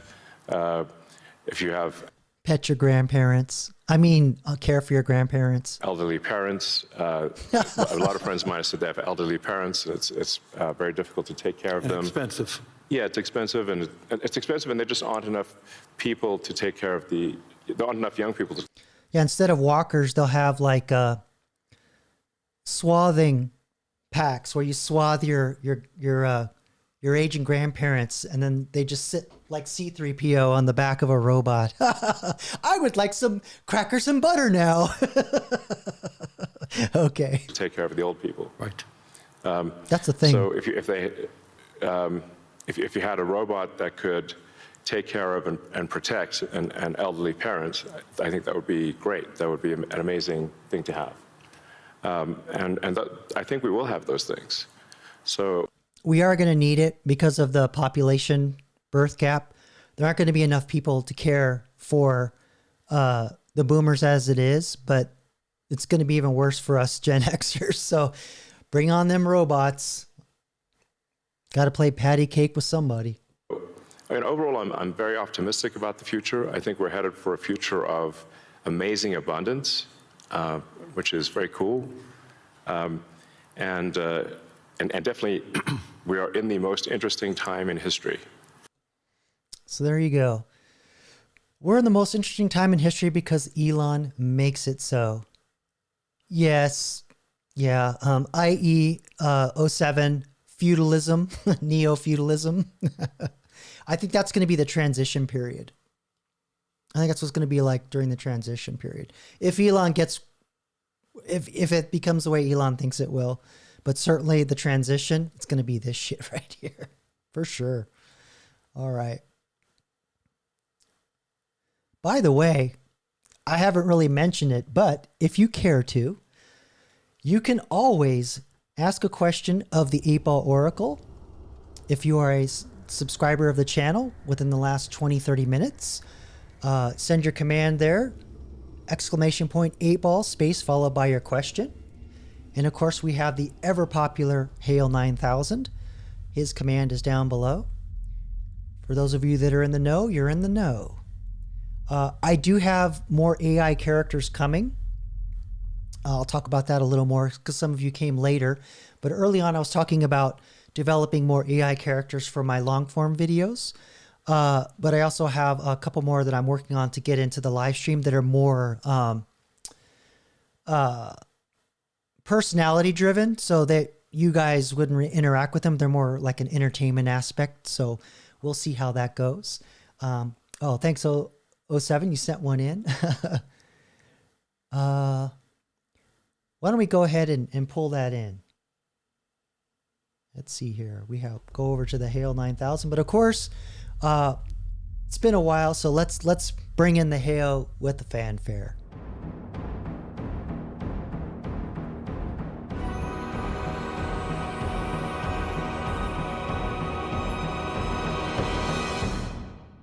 My God, it's full of stars.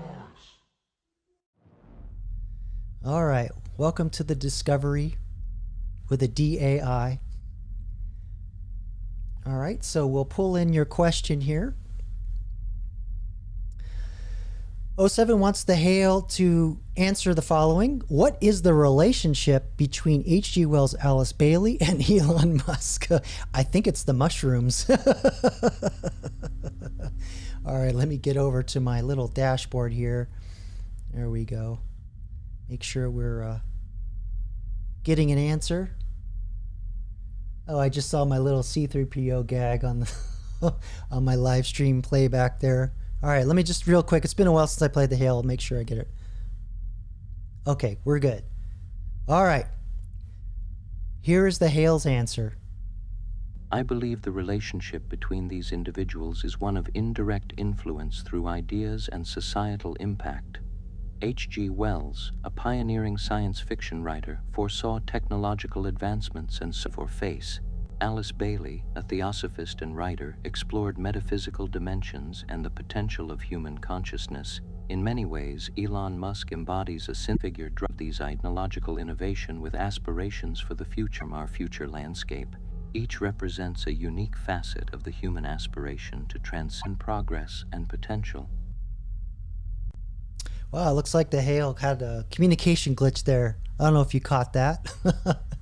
But yeah, I wasn't aware of the psychedelic connection there. Or it could just be the AI hallucinating, maybe, perhaps. Yeah, he's I have my CD player over here. I'm kicking it on the ground. All right. Let's see here. Yeah, I'm actually really looking forward to the next AI character. It's comedic based, and I've been working on it for a while. I'm just trying to figure out how to integrate all the constituent parts into the live stream. That's always the most difficult part. All right, so hopefully that'll be coming here in the next few weeks. Too many buttons for Jacob. There we go. Feel like I'm driving like a smartphone or something over here. Okay, here we go. I just want to get my tab ready here. All right, so something that I kind of want to point out here. I talked about in my my Wikipedia video where AI, Wikipedia, and ChatGPT are a little too tied close together to the hip, but it's not just Wikipedia. And one of the dangers with AI is that it only knows what you train it on. And if we feed it erroneous information or gobbledygook or bullshit, the AI starts to talk that way. And there are people that have certain proclivities in word salad. They like to speak in word salad. And I have this fear that this word salad will enter its way into our AIs that we're using for public consumption. And here's a perfect example of some word salad bullshit. All right. So let's check this out. This is Josh Hawley asking, I forgot who this person is. Can men get pregnant? And just listen to this word salad that our AIs are getting trained on. Thank you, Mr. Chairman. Since you bring it up, why don't we just start there? Dr. Verma, I wasn't sure I understood your answer to Senator Moody a moment ago. Do you think that men can get pregnant? I hesitated there because I wasn't sure where the conversation was going or what the goal was. I mean, I do take care of patients with different identities. I take care of many women. I take care of people with different identities. And so take care, harm. That's where I paused. I think, yeah, I wasn't sure where you were going with that. Well, the goal is just the truth. So can men get pregnant? Again, the reason I paused there is I'm not really sure what the goal of the question. The goal is just to establish a biological reality. You just said a moment ago that science and evidence should control, not politics. Why even have words? Why even have language if you can't use the frickin' words that define things? This is the problem that I have with this. Okay, it's not necessarily the wokeness per se. It's like changing the meaning of words and moving shit around. And this is all going into the AI, and this is what makes me nervous, because who decides what is word salad and what isn't, right? I won't suffer you this anymore. But it's just, you know, this is why I'm kind of leaning more towards Will.i.am, and the only way we'll truly know if somebody's full of shit or not, if we could just look them in the eye and go, are you serious? Are you, are you really telling me the truth? Or are you just that dumb? Yeah. Yeah, here you go. It's my truth. You know what? I'm a duck. I'm a duck now. And I have all the same rights and privileges. So, quack, quack. Yeah, Batty. Oh, you mean just not being able to answer a question? See, because they know that their word salad doesn't work everywhere. There still are some people. That's why I like Josh Hawley. Love him or hate him. He when he does question people, he's like, all right, let's just answer my question. Yes. This is definitely Marxism and moral relativism versus AI. Yeah, for sure. Yeah, there's that C word again. Yeah, constantly changing words because even what I've noticed a lot of times when you have people that are steeped in this stuff and they're still operating on the meaning of the word of what it was last week, and somebody on social media changed the meaning and they didn't get the memo. I see that a lot too. They get so confused. Yeah. This is I agree with this, Lily. An answer like hers should mean an automatic dismissal from her job. Yeah, it's we had a lady that was going to be in the Supreme Court and was asked this question, what is a woman? And she couldn't answer it. And I think she still got in. But this is why we have people have all this moral relativism, words are just words. They don't mean anything. So, okay, somebody is shoplifting, they got circumstances, whatever, just let them go. So it's just expanding to all kinds of levels of society. And it's not good. I'm not pleased for sure. Yeah. Running the clock down. See that a lot too. All right. So yeah, let's kind of start. I'm thinking of just running my own AI. Is kind of what I'm getting at. And I'm debating on whether or not I want to show you guys how to do that so that you can at least have like a fairly unpolluted AI. But I mean, even the foundational AIs can have certain proclivities. All right, let me queue up something else here. So this is a precursor actually to a video you recommended last week, 07. It's not just AI that's causing a problem. We have generations of, or actually almost 2 generations of children now that have been learning on screens and not full-time textbooks. And we're starting to see behaviors and attitudes that are not good. Because a lot of times when I talk about how if AI is going to be the new tools, you have to have high level thinking of how to align these AIs. You need to have critical thinking, problem solving skills, and even some empathy, some emotional intelligence to do run these AIs and align them, because they don't have those things. And let's listen to like what some of these teachers are saying their kids are saying. Well, actually, that's the next video. But anyway, this is a tee up because Denmark is basically rolling back all the digital learning and going back to books. So this is the screen side of things. The next video is going to touch more on the AI side of things. That's a little loud. Oh, and fair use, YouTube. I am transforming this work with my commentary. So don't bug out.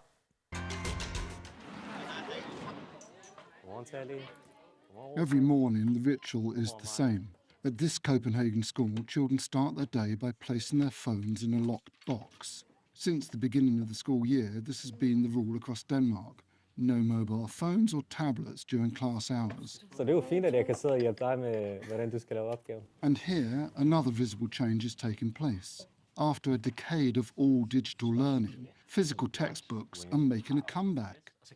I think the biggest issue has been that because we kind of got rid of the books and started using screens instead, and that we've noticed that a lot of the kids have trouble concentrating. So it's pretty easy to swipe with 3 fingers over to a different screen and have a video game going, for example. I've seen articles where the kids were swiping the pages in the books like they were an iPad, shit like that, and tapping words. During class. Here, computers are now used sparingly and always under supervision. I think it's fine, like how it is now. It's like a good stability between both. It's like really nice not to have so much screen time, because like I really love writing and reading. Either she has a very good English accent or she's an expat. A 180-degree turn for a country once seen as a digital pioneer, one triggered by alarming data. Teens aged 13 to 18 spend an average of 5.5 hours a day on their phones. Okay, so you remember all you Gen Xers? You remember like they were freaking out over us spending 10 hours a week watching the TV? You know, watching that MTV, which by the way just shut down, if you didn't know. But anyway, yeah, what else is new? Different screen, different times. And their mental health has been worsened, according to the Children's Wellbeing Commission. The recommendations of former Commission member Christine Ravn Lund are at the heart of Denmark's new digital sobriety. An element of when you spend so much time on social media, as many young people in Denmark do, then it also takes time away from protecting factors. So I think it goes both in reducing the harm, but actually also giving up more space to being together in a physical space. As a result, phones are banned not only in schools, but also in youth centres and sports clubs. In this athletic club, using a phone is forbidden, even during competitions. It's like a nice pause from everything that's going on. You aren't accidentally on your phone too much during practice, because sometimes you can like pick it up to check something, and then suddenly you've been there for 10 minutes and just wasted 10 minutes where you could have been jumping instead. Myla Valmod was already applying this rule before it became widespread. It seemed obvious to her. When a cell phone enters into the room, 2 things happen. First of all, the energy drops completely. All of a sudden, the breaks are longer. That's that energy dropping thing. What is that phenomenon called? For lack of a better term, like that resting bitch face or whatever. Like I don't know. I've seen articles on it where the younger generations have this look on their face. I don't know what it's called, but yeah, I think that's the same thing she's describing there. Wow, you guys are really going off on this one, huh? All right, let's get back to it. Fair use YouTube. Settle down. And the second thing is that somebody is kind of out-group, which is very bad for a social environment. In a country that prides itself on being one of the happiest in the world, the effects of all screens all the time have triggered a collective wake-up call. Each year, the Headspace Association supports more than 11,000 young people and works closely with youth advisors like Sophie. She has limited her own screen time to 1 hour a day and sees attitudes changing around her. I know from my perspective, my friends I have a lot of friends who have deleted their social media or give themselves a limit on how many hours a day, maybe even minutes a day they are allowed to spend on social media. So I think definitely because of the awareness that's been put on to. This is a Dane who got an F in English. I'm telling you, man. But yeah, you know, it's wild. I've mentioned this often on my live streams, videos as well, that I think phones they're eventually going to arrive to the point to where they're going to see it as smoking, like giving cigarettes and alcohol and joints and fentanyl all at the same time to kids. And I wouldn't be surprised if we don't see some big massive class action lawsuit against social media companies, like they did with Marlboro cigarettes in the 90s. If those of you that are old enough to recall that, for those of you that are younger, when I was a kid, I remember going on an airplane and people smoking on that motherfucker. And it'd be like, they'd draw a curtain between first class and third class in the back, and in the middle, everybody's all smoking like a fish. I'm like, yeah, like the curtains are going to stop the smoke. Just like the plexiglass stopped the COVID when I was ordering my cheeseburger at Wendy's. All right. Yeah, Philip Morris. The subject. For 2 years now, the association has also organised a National No Phone Day to encourage adults to set an example. 10% of the population took part this year, and a quarter of Danes say they've changed their behaviour. I think we have a huge responsibility as parents and as adults. I think we have to really switch off our phones, switch off our screens, and go out and have conversation, both with each other, but also with the young people. And again, this reinforces in my mind in the future where I think that because everything's going to be so fake, or the potential to be fake on your screens, you don't know that it's real, that you're going to want to go out in the real world and experience something real.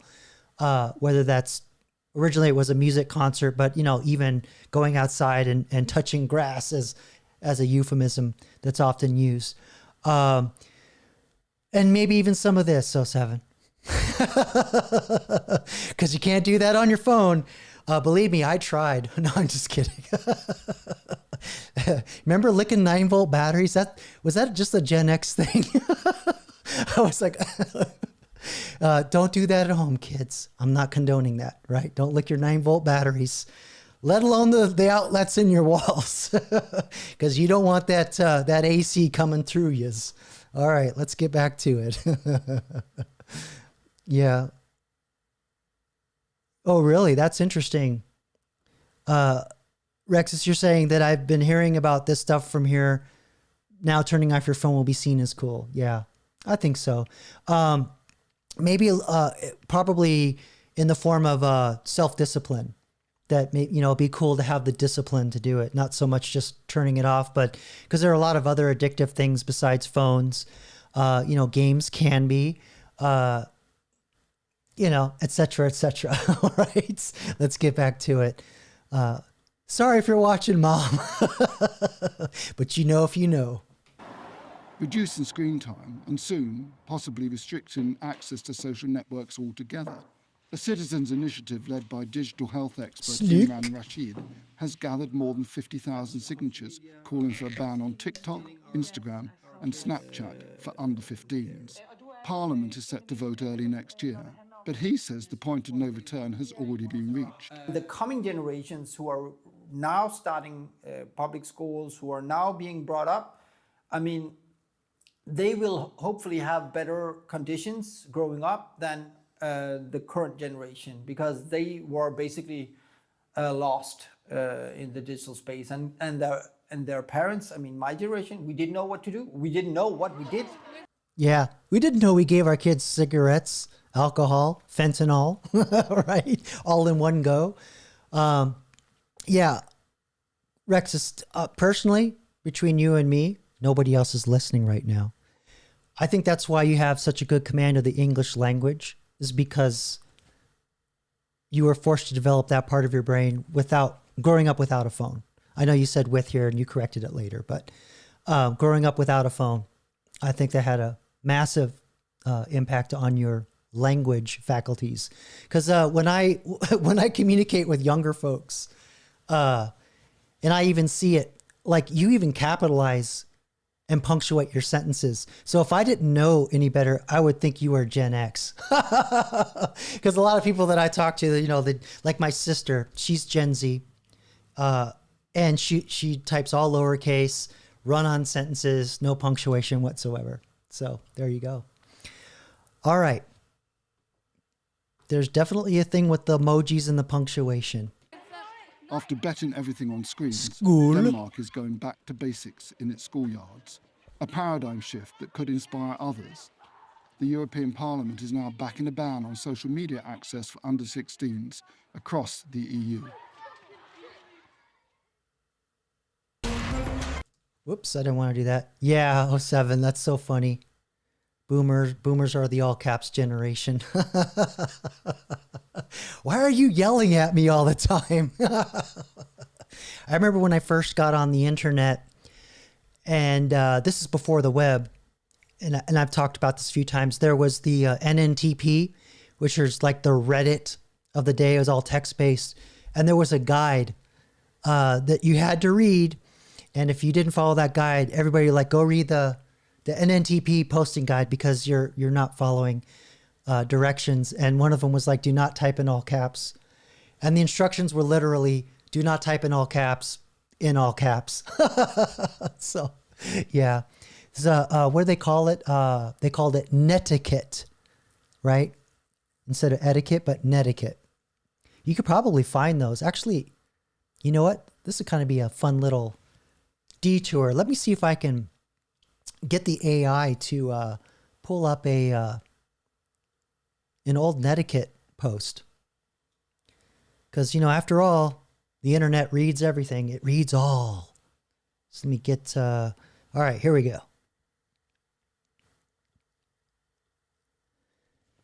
Do you have in your massive brain a 1990s netiquette post on NNTP groups that gave rules of how to post, not to type in all caps and those kinds of things? I definitely sound like an idiot when I talk to AI. But yeah, this was like before we even had emoticons. There were no icons. There was, you do it with text. So like if you did the smiley face, it would be colon, right paren. That's how you do a smiley face. And then the wink was semicolon, right paren. That's how we did emoticons. I would see if I can find that somewhere. There were some people that would just bang that out real quick. Let's see. Oh yeah, this is deeply lodged in the collective 1990s brain.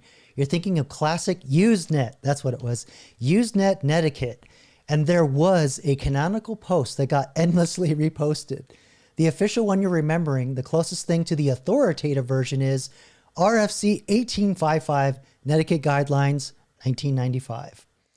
Written by a Sally Hambridge. And it was the reference people would smugly reply with when someone posted like a maniac. Yeah, people were just like, there were some like Karens on that shit, man. They were just like, man, some people were just like totally. And they weren't moderators. It was all self-police. So everybody would get on your shit. So here we go. Key rules. Don't type in all caps. It's considered shouting. Oh, here's another one. Lurk before you post. So lurking was, you had to like read and kind of get the feel of what the post was. So like, don't just go in there and go like, oh, what did this say? I'm going to get him. Unlike people do on social media today. Lurking was a way to get around that. So you kind of got like the vibe of what things were.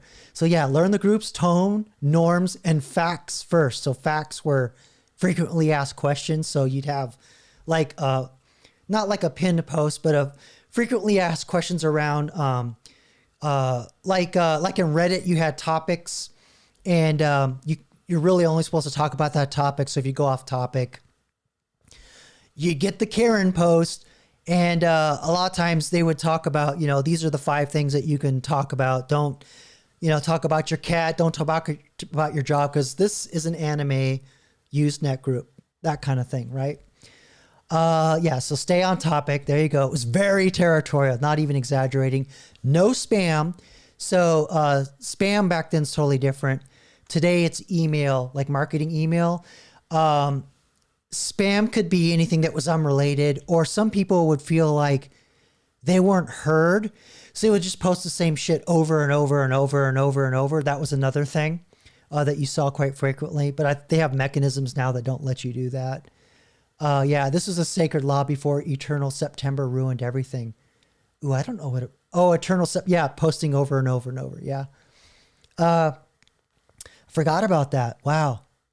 Remember, you are not anonymous, even if you think you are. Yeah, because everything was tied to your email address. You had to have, you were You logged into a machine with your identity on a box, and everything was tied to that. So yeah.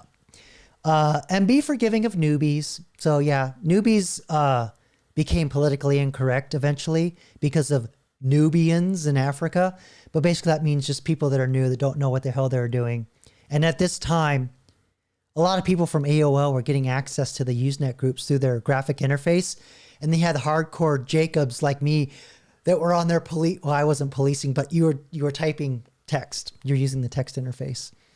Yeah. So there you go. Yeah. Oh, they even have screenshots of this stuff. I don't know if you can see it. Let me see if I can find out. Well, yeah, AOL. Yeah, this is the Usenet reader. I remember running this on Windows. This is Windows 3.3.1.1, the Windows reader.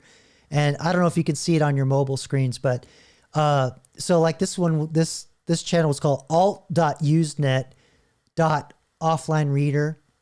So this is instructions on how to use offline readers. So there were literally hundreds of thousands of things that were very specific. There's one here where you could speak in German. And I was studying German. I had friends that I talked to in Germany. And in fact, I was sending books back and forth to a gentleman in Germany back in the 90s. So yeah, imagine giving your physical address to somebody you've never met on the internet. Pretty wild. Yeah, crazy. Anyway, I just thought that'd be a funny little detour there. Emoticons, yes. I don't know if that's what they called them back then. Let me ask really quick.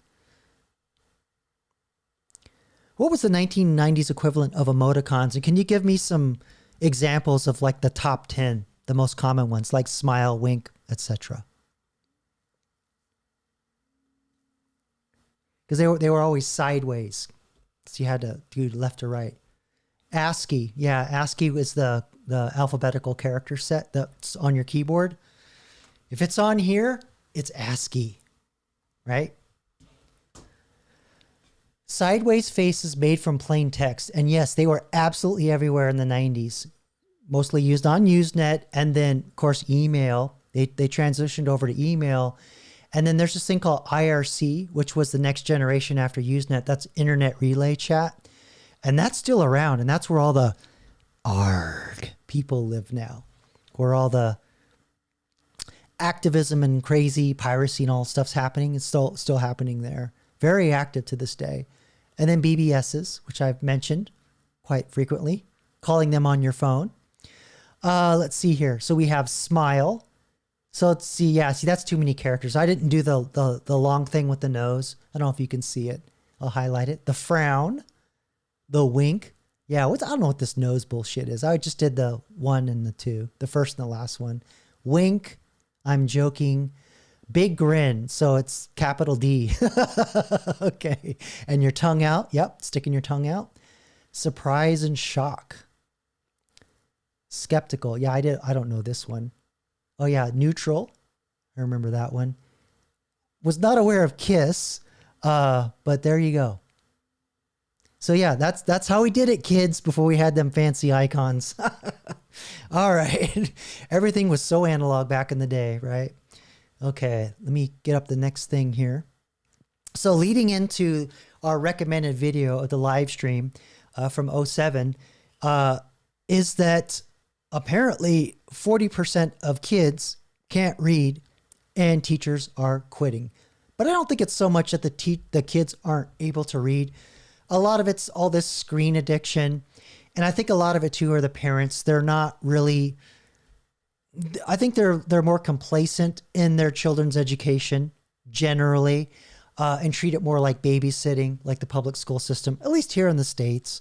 I don't know what it's like everywhere else. And I'm not saying it's all, but this is a problem. Few other layer cake things in there I won't get into because let's just watch the video. Oh, by the way, this is Vanessa Vingard. So give her a sub, much larger channel. In fact, I'll sub as my live stream channel. I'm subscribed on my Jacob channel, but not my Gen X Jacob channel. Let's continue on. And fair use, YouTube. I am transforming this work with my commentary and sometimes terrible comedy. A fourth grader asked their teacher, why do I need to learn how to read if AI can read for me? Right now, 40% of fourth graders can't read. We're witnessing the collapse of the American education system. I teach 8th grade history, and I have 110-ish students. 2 of them are reading on grade level right now. Wow. 18 of them are at a kindergarten level.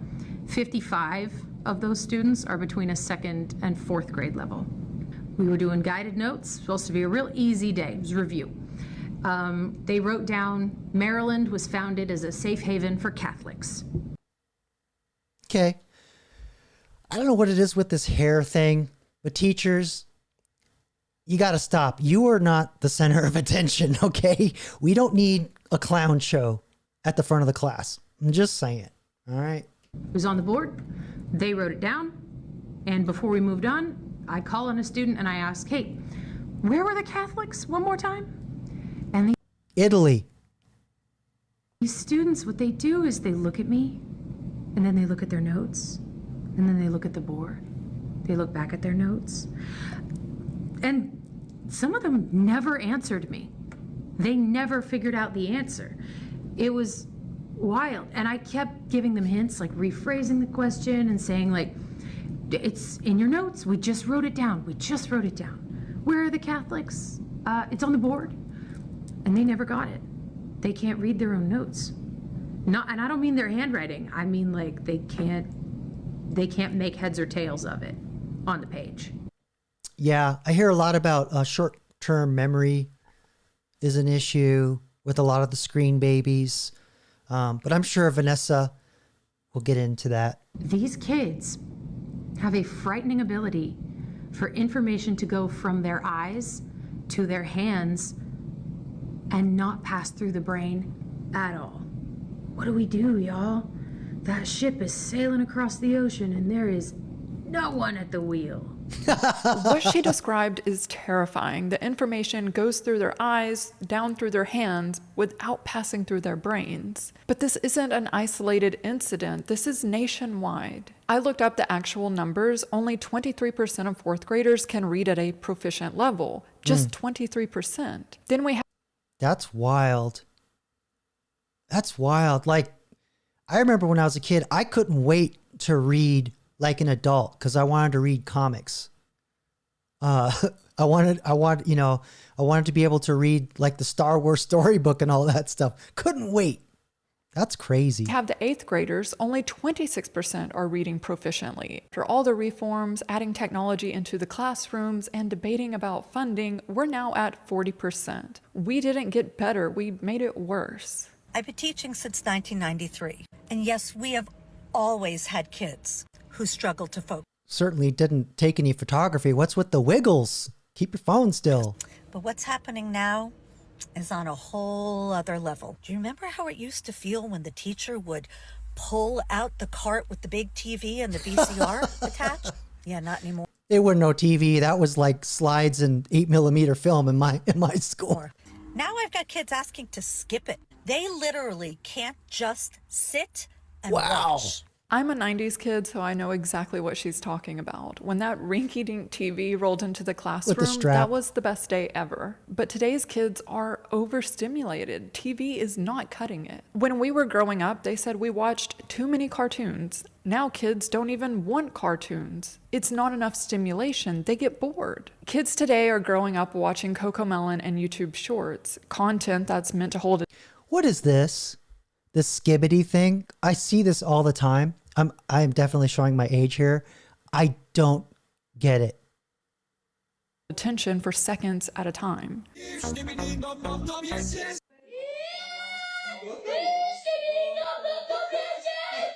And now we're asking them to sit in a classroom for hours with no screens and no stimulation. Of course, they're going to roam around yelling 6, 7. They're having withdrawal symptoms. Honey, teaching kids isn't the same anymore. It's just not. Used to be kids would listen to teachers simply because they were teachers. That was the respect of it all. Now, no, honey. I got to keep the kids constantly engaged. Not even just engaged, but almost overstimulated. The candy isn't even working anymore. Wow. Of course, she sounds overstimulated. But I remember fearing my teachers. Like they they would whoop your ass. I am not even joking. I'm not saying, well, I deserved it many times, but, there was the threat of getting your ass whooped, because if you went and told mom and dad that they whooped your ass, and the first question I got was, well, Jacob, what did you do to piss off your teacher? They're like, of course they're going to beat you. What's the problem? Now with the helicopter parents, it's a problem. They think their children are that special. Giving out candy for positive reinforcement doesn't even work anymore. They don't care about that. Girl, I'm using chimpanzini bananini just to get my kids' attention, just so they'll look at me. Hello, hello. Okay, I get the point. I don't know what it is, but this is kind of, I feel like it's rewiring my brain. Let's get back to Vanessa. I'm sorry, I just can't handle it. Is TikTok memes. Chimpanzini bananini. Wah, wah, wah. Bananucci, monkey, monkey, monkey, uchi. Or chimpanzini, cocosini. Wah, wah, wah. Boop, boop, bada bim. See, Rexus, this is why you can type in full sentences. What the fuck is this? Coconucci, monkey, monkey, monkey, uchi.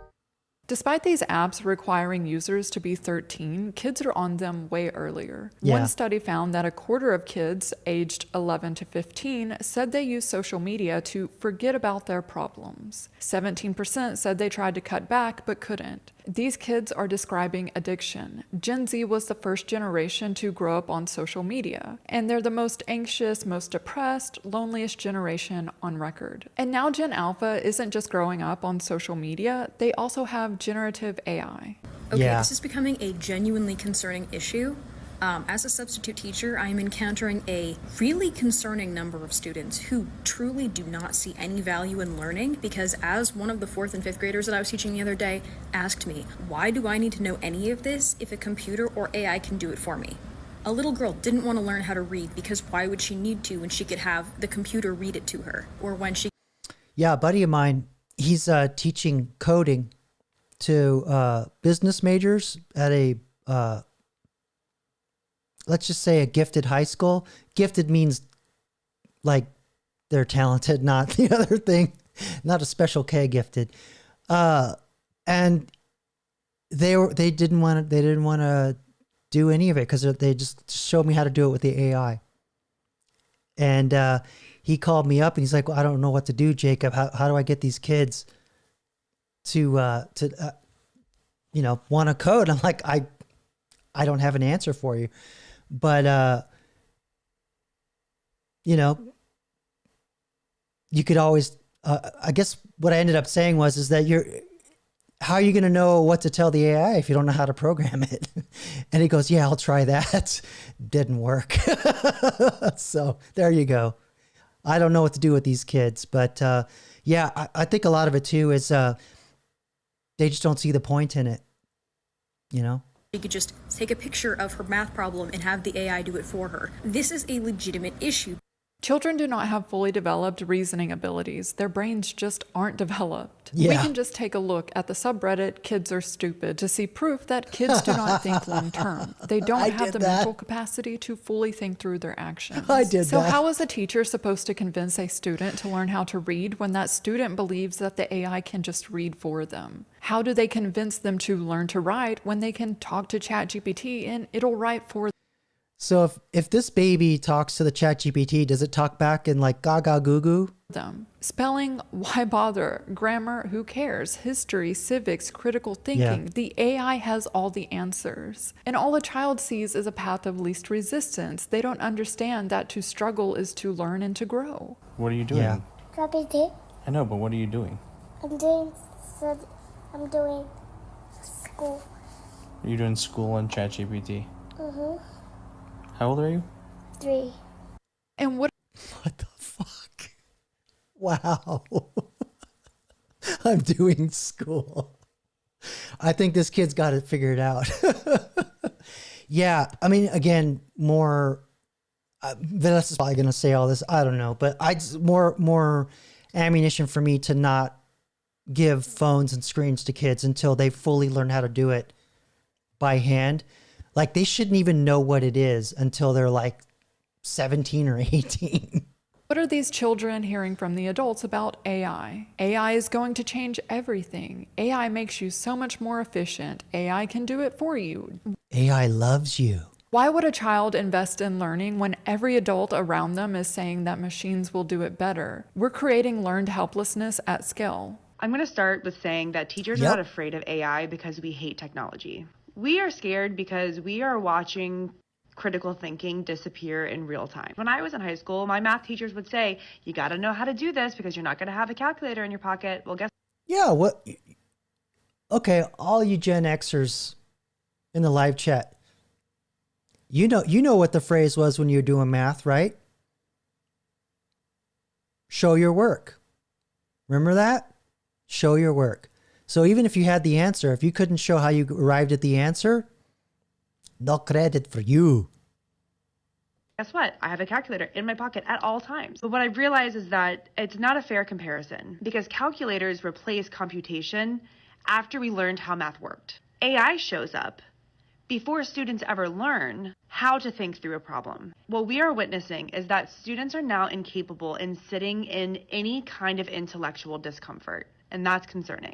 This is what people miss when they compare AI to calculators. It's not just math. Yeah. It's literally every subject, including thinking itself. And we Yeah, a researcher, the best description I ever heard of AI was that it was a fancy autocorrector. That's all it is, fancy spell checker. now have more research on AI and cognition. Students who use AI show weaker reasoning skills. They accept answers without questioning them. Researchers call it cognitive offloading. They develop this pattern of generating first and thinking later, or really generating first and not thinking at all. And So this gets back to what I was talking about earlier in the live stream, why it's crucial.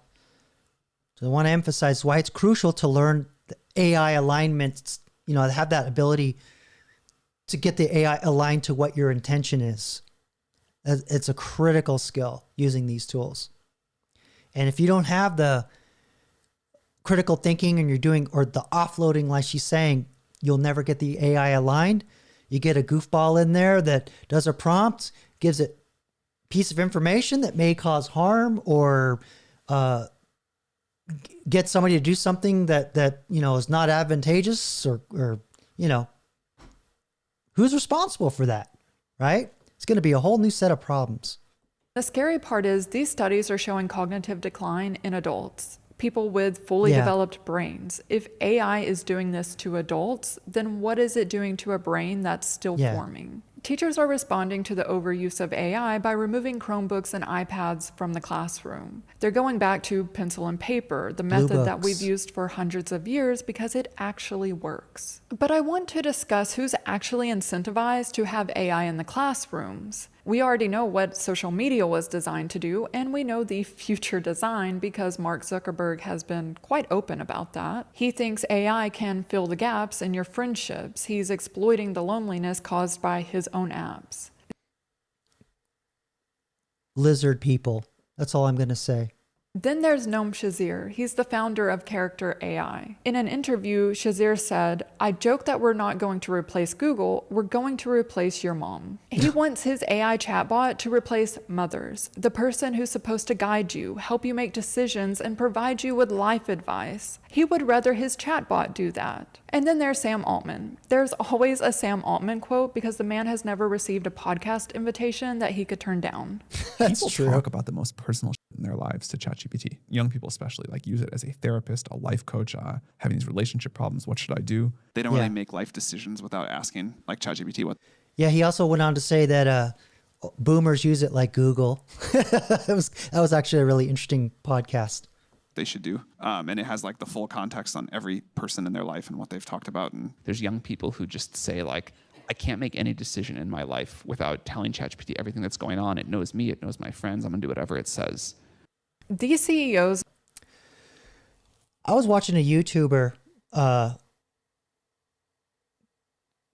the other day that I admire because he's a very talented photographer, videographer. So I'm watching him to learn things, and he's actually in my area. So I'm kind of getting ready to get in contact with him. And he did this one video. I actually want to ask him about it because he doesn't know me yet. getting ready to introduce myself, and he made this video where he asked ChatGPT to like find a lake up in the he had this idea of what an idyllic lake was that he wanted to go to and film, and he just told ChatGPT like find one in the mountains and then just tell me how to get there, and it basically like lost him. And there was a snowstorm, and if this guy wasn't prepared, he would have died. Okay. And this is what I'm getting at. If you don't align the AI, it will give you bad information. It will make mistakes. It will tell you the wrong thing. And if you don't know that, you could die. You could harm yourself. You could harm other people, right? So you got to have these critical thinking skills to align the AI and have the common sense to go, I don't know if I trust that or not. But anyway, I'm ranting. Know exactly what they're doing. They're not accidentally replacing critical thinking. They're designing for it. They want users dependent on the chatbot for advice, for decision making, for thinking itself. Because dependency is a business model. In fact, it translates to $20 a month for ChatGPT. But all of this has a societal cost, and you too can have psychosis for $20 a month. We're paying for it. I don't get to teach. I spend my day managing behaviors and teaching students how to regulate their emotions. I'm not a counselor. Wow. I'm not a behavior specialist. I'm a teacher, and most of my job is managing behaviors. That's interesting. Because I remember when I was in elementary school, there was like the one kid who was... we called them spastic. That was a politically incorrect term, but they were hyperactive, I think was the term.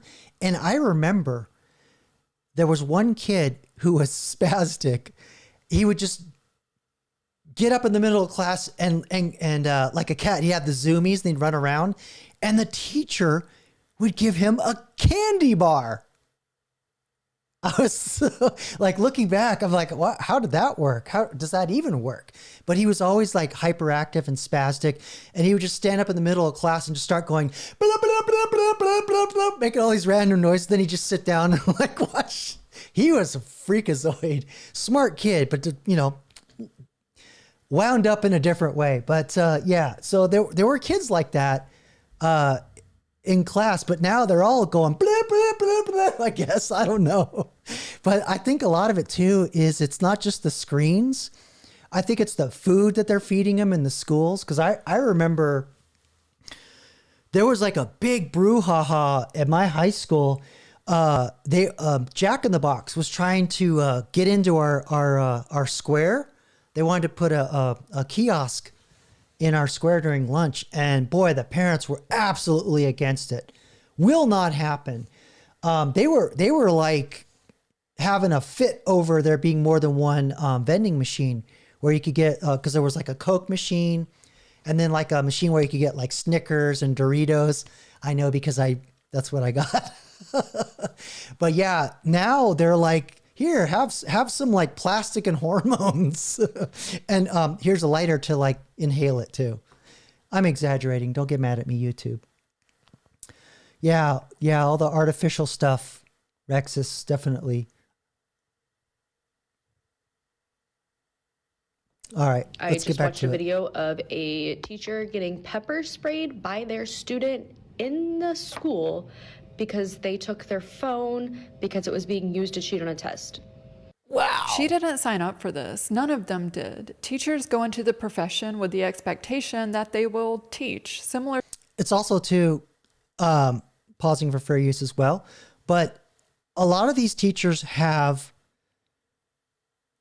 responsibility without authority. So if a kid spazzes out, they can't make that judgment to give them the candy bar.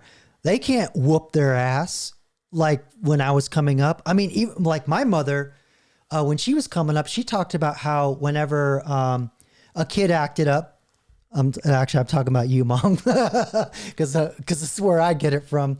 When she acted up, they would put a cone and write the word dunce, put it on your head, and you had to face the corner and listen. Because the idea was like you were talking too much. we're going to exercise your ears. The good Lord gave you 2 ears and 1 mouth. So it's more important to listen kind of thing.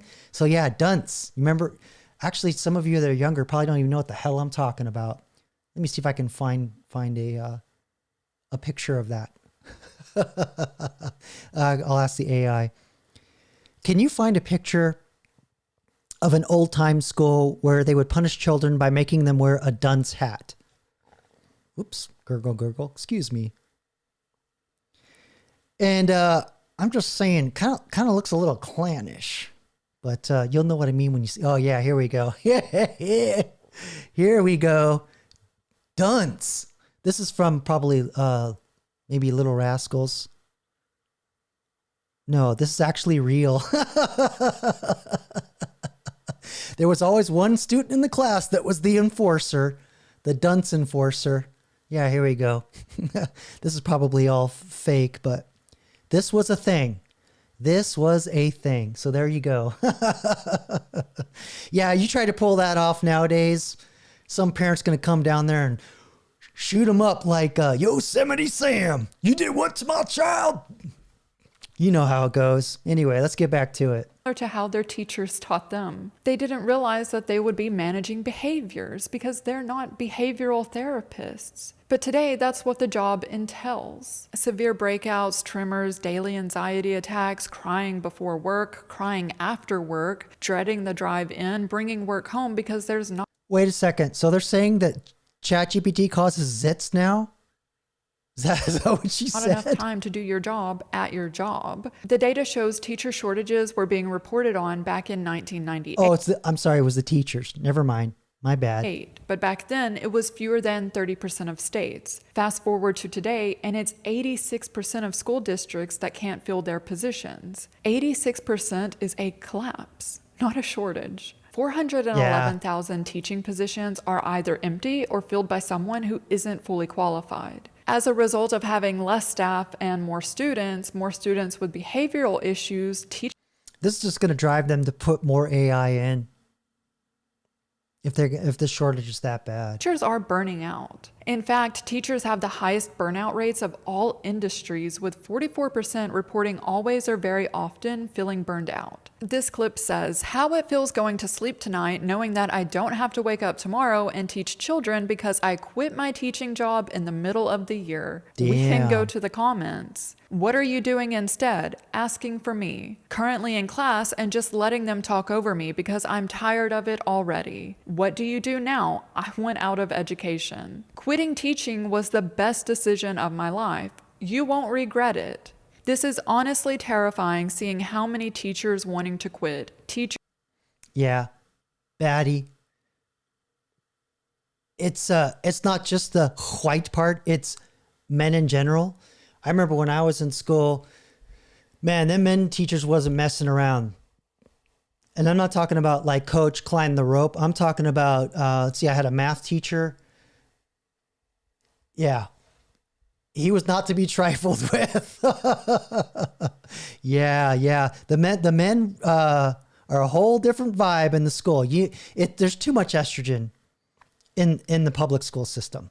You need some masculine energy in there to kind of like this. Growing up, you remember maybe you said or did something and your mom finds out and she says, wait till your father comes home. And that was like, oh, this shit's serious. I'm in deep trouble now.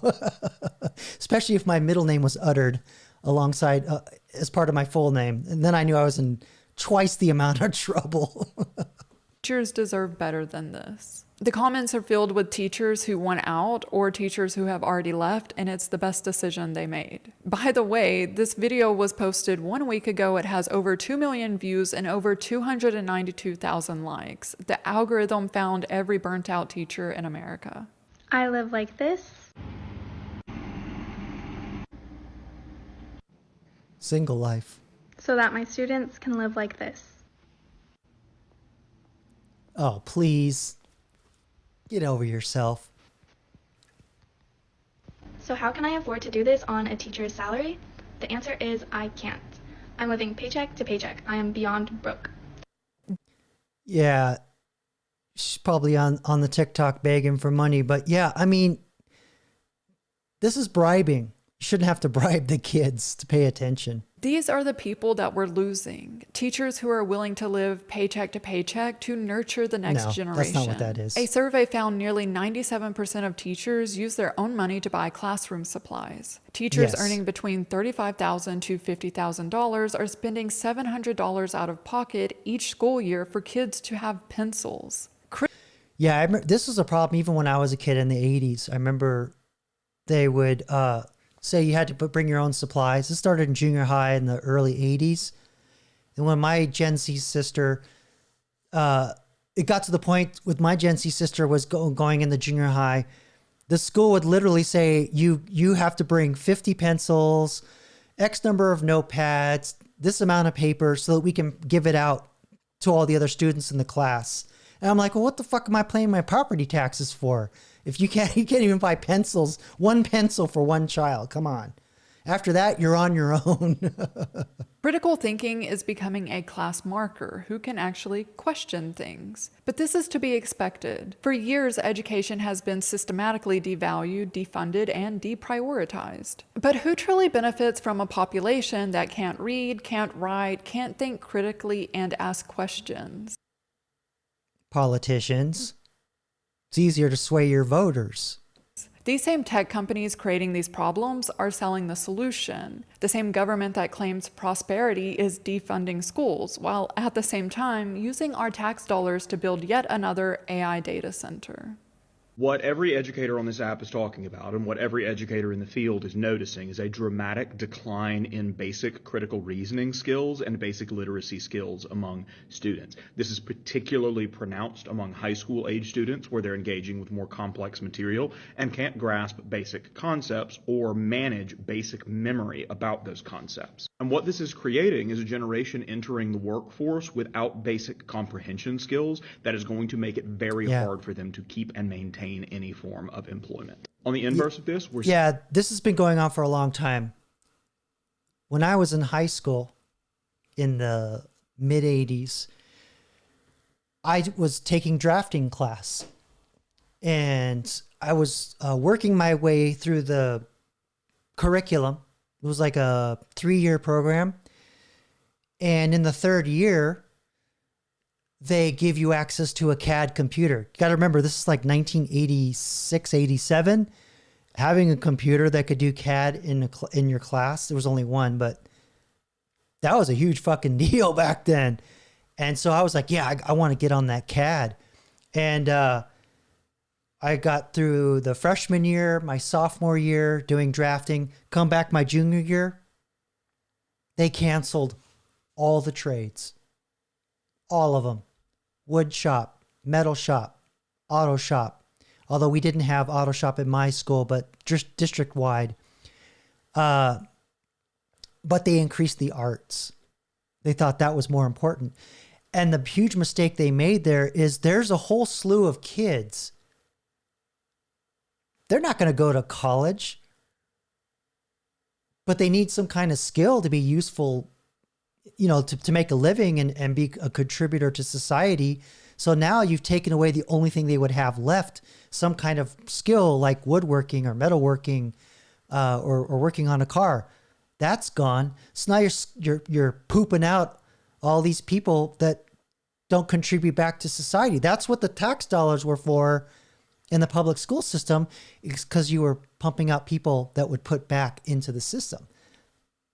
So yeah, this has been going on for a really long time. And that's why we're having the problems we are having with the shortage in the trades, because a lot of those guys are aging out and you don't have a large enough population to come in to replace them. Seeing kids in more affluent families being not only pulled out of the public school system and sent to things like Montessori schools, but being pulled away from technology, not given access to anything more than, say, a TV or a video game station until they're a teenager. No tablets, no phones, things like that. And what I think I've heard that somewhere before. They're doing to fill their time instead is the normal childhood stuff of playing outside, reading a book, coloring sheets, all of these things that seem smoking in the bathroom. Like play, but are actually building soft skills that make someone much better able to navigate the world around them as they get older. The gap is not going to be who can use AI and who cannot. The gap is not going to be who is an all-star on the ACT with a full ride and who is not. The gap is going to be who can reason in a basic way and who cannot. And there you go. And that's the rub. Those happen to be the very skills that you will need to be fluent with AI. They also happen to be in different degrees necessary in other life skills, but it's even more so with AI. You have to have all three of them. All three of them. That's the difference. those that cannot will probably be left behind. So there you go. Oh, who's this bum? All right. That was a good one. Thanks for suggesting that one. 07. Appreciate that. I like Vanessa's work. She's does solid research. All right, so I think we had a question come in for the Hale 9000, and I think it was from Lily. She's probably asleep by now, but let's jump over to the Hale real quick. I believe pull the that relationship between these. And let's see. Oh, Rex has had one in. All right. What will happen if old age religions such as the Abrahamic and pagan religions mix with AI? Yeah, I think you'll get Theta Noir. That's an interesting question because Abrahamic religion, you have the early stages of it. There was the Mosaic Law that could get quite Byzantine. So do you want an AI that has like Mosaic Law, or do you want like the later Abrahamic versions of religion? Okay. I think we have our answer. I believe the intersection of ancient religious beliefs and artificial intelligence presents a fascinating yet complex convergence. This mixture could lead to the reinterpretation of age-old doctrines through a modern tending, or they may resist it as a perceived challenge to established doctrines. Ultimately, the outcome will likely be a nuanced blend of acceptance and resistance, shaped by human adaptability and the perpetual search for meaning. Kind of sounds like what we have now. I think the Hale phoned that one in, Rexus. All right, I think we had one other one. I believe the intersect. Quiet Hale. Let's pull that in. Yes. All right, so Lily wants the Hale to answer, if Earth suffered a great flood or an ice age, would AI chips survive? I don't know. It certainly would melt the ice and probably boil the water.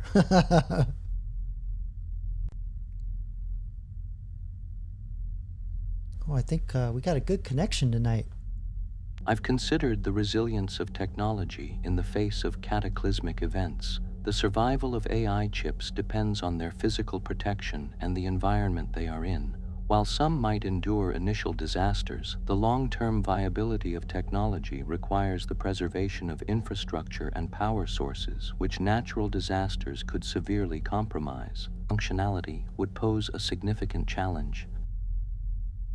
No electricity, no brain. That's definitely what would happen. Okay. So if you want to send a question in, the command's in the chat. We'll go back to my potato head while I figure out, get the next one queued up here. Thanks for hanging out with me tonight, everybody. It's been, actually been really looking forward to doing this live stream. A lot of good topics tonight. Okay, so not to be outdone by the digital brain, let's look at kind of the progress that we have going on with robots and taking over blue-collar jobs. Let's see how that goes. This is a Bloomberg report, and I don't know who this gentleman is. Large language models have advanced at a staggering pace over the past few years by training on vast amounts of internet data.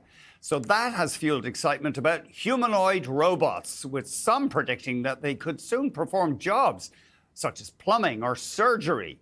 Our guest says robots can't be trained the same way as AI models and will take far longer to master even simple human tasks like changing a light bulb or holding a wine glass. We're joined by Ken Goldberg, professor of engineering. Hold up. I know you want to say something, Batty. I'll just pause the video right here. But a year ago, well, actually, maybe it's more like 2 years ago, I started seeing things with robotics shift very quickly. And then in the last year, even faster, because they started putting LLMs inside the brains of the robots more broadly. Because before, robotics was, everything was programmed and predetermined and repeatable over and over and over.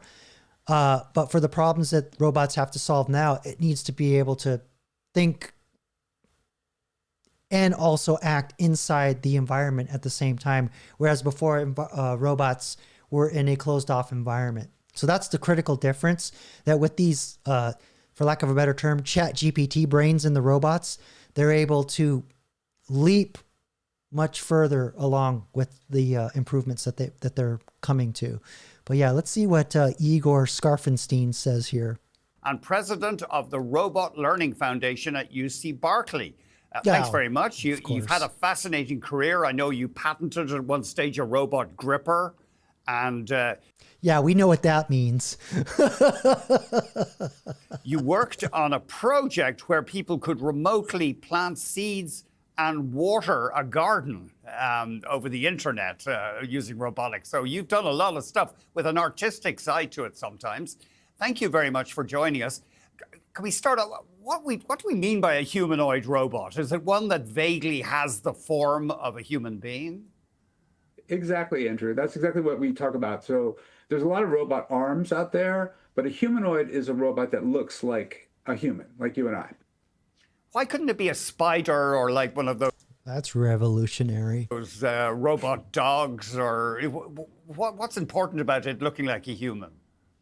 Well, it's a great question. People have wanted to build creatures, mechanical creatures, for thousands of years, going all the way back to the Egyptians. But there's an argument today that this is very timely, that we have so-called need for workers, and especially for jobs that people don't want to do, and that the robot should look as much like we do as possible, so then it can just step in and do those jobs that humans are doing. It's also, too, that the world was built for humans, right? And so in order for these robots to be able to interact in that same world, it needs to look like a human, but also work alongside humans, assist humans. You say that there's an important difference between learning to fix somebody's plumbing and answering questions about a Dickens novel using a large language model. What is the vital difference there? Okay, great. So I'm so glad you asked, because a lot of people have watched the amazing things with ChatGPT and other tools like that, right? And it is quite astounding. It can do many things as good as a human. But so people think, okay, now we're very close to having robots. And they say, when is the ChatGPT moment for robotics? And I am very concerned that that moment may be much further away than people think.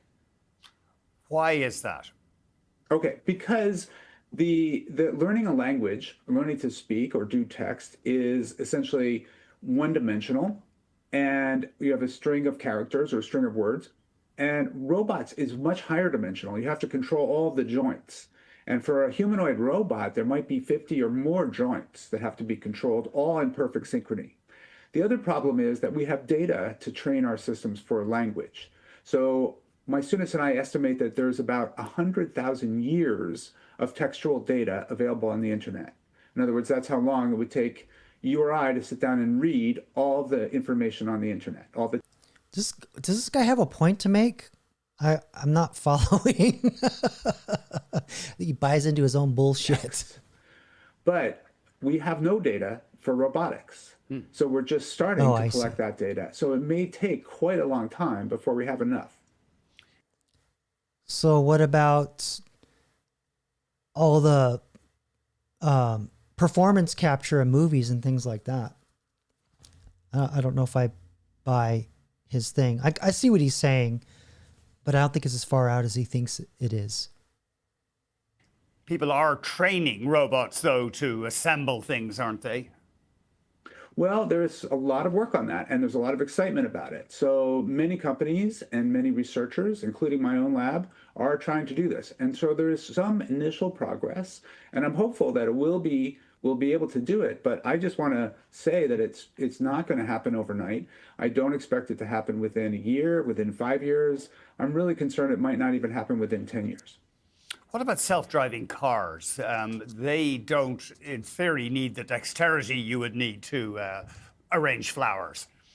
Right. So driving is actually a great example. There, you just want to avoid objects. So you just don't want to hit anything. So that's actually turns out to be much easier. It's still difficult, very challenging. And in fact, the data has been collected over the last 10, 15 years to make that possible. So there is progress there. And it's very exciting. So we're getting to the point where these systems are available on many cities in the United States and in China, and I'm sure it's coming to Canada very soon. I saw one story that some of these, I think it was the Waymo vehicles, are getting more aggressive. They used to be super passive and cautious, but apparently they've tweaked the algorithm to make them get around a bit faster. Right. So go through active shooter situations. There is the idea that if you're trying to catch a cab to the airport, that you don't want something that's going to be super cautious, which has been a characteristic. Yes. So they have been getting a little more aggressive, and that's a concern for everybody on the streets, all pedestrians and bike riders. So if one of my daughters wants to become a plumber, I could say, yeah, that's a good idea. You could travel the world with that skill, for example.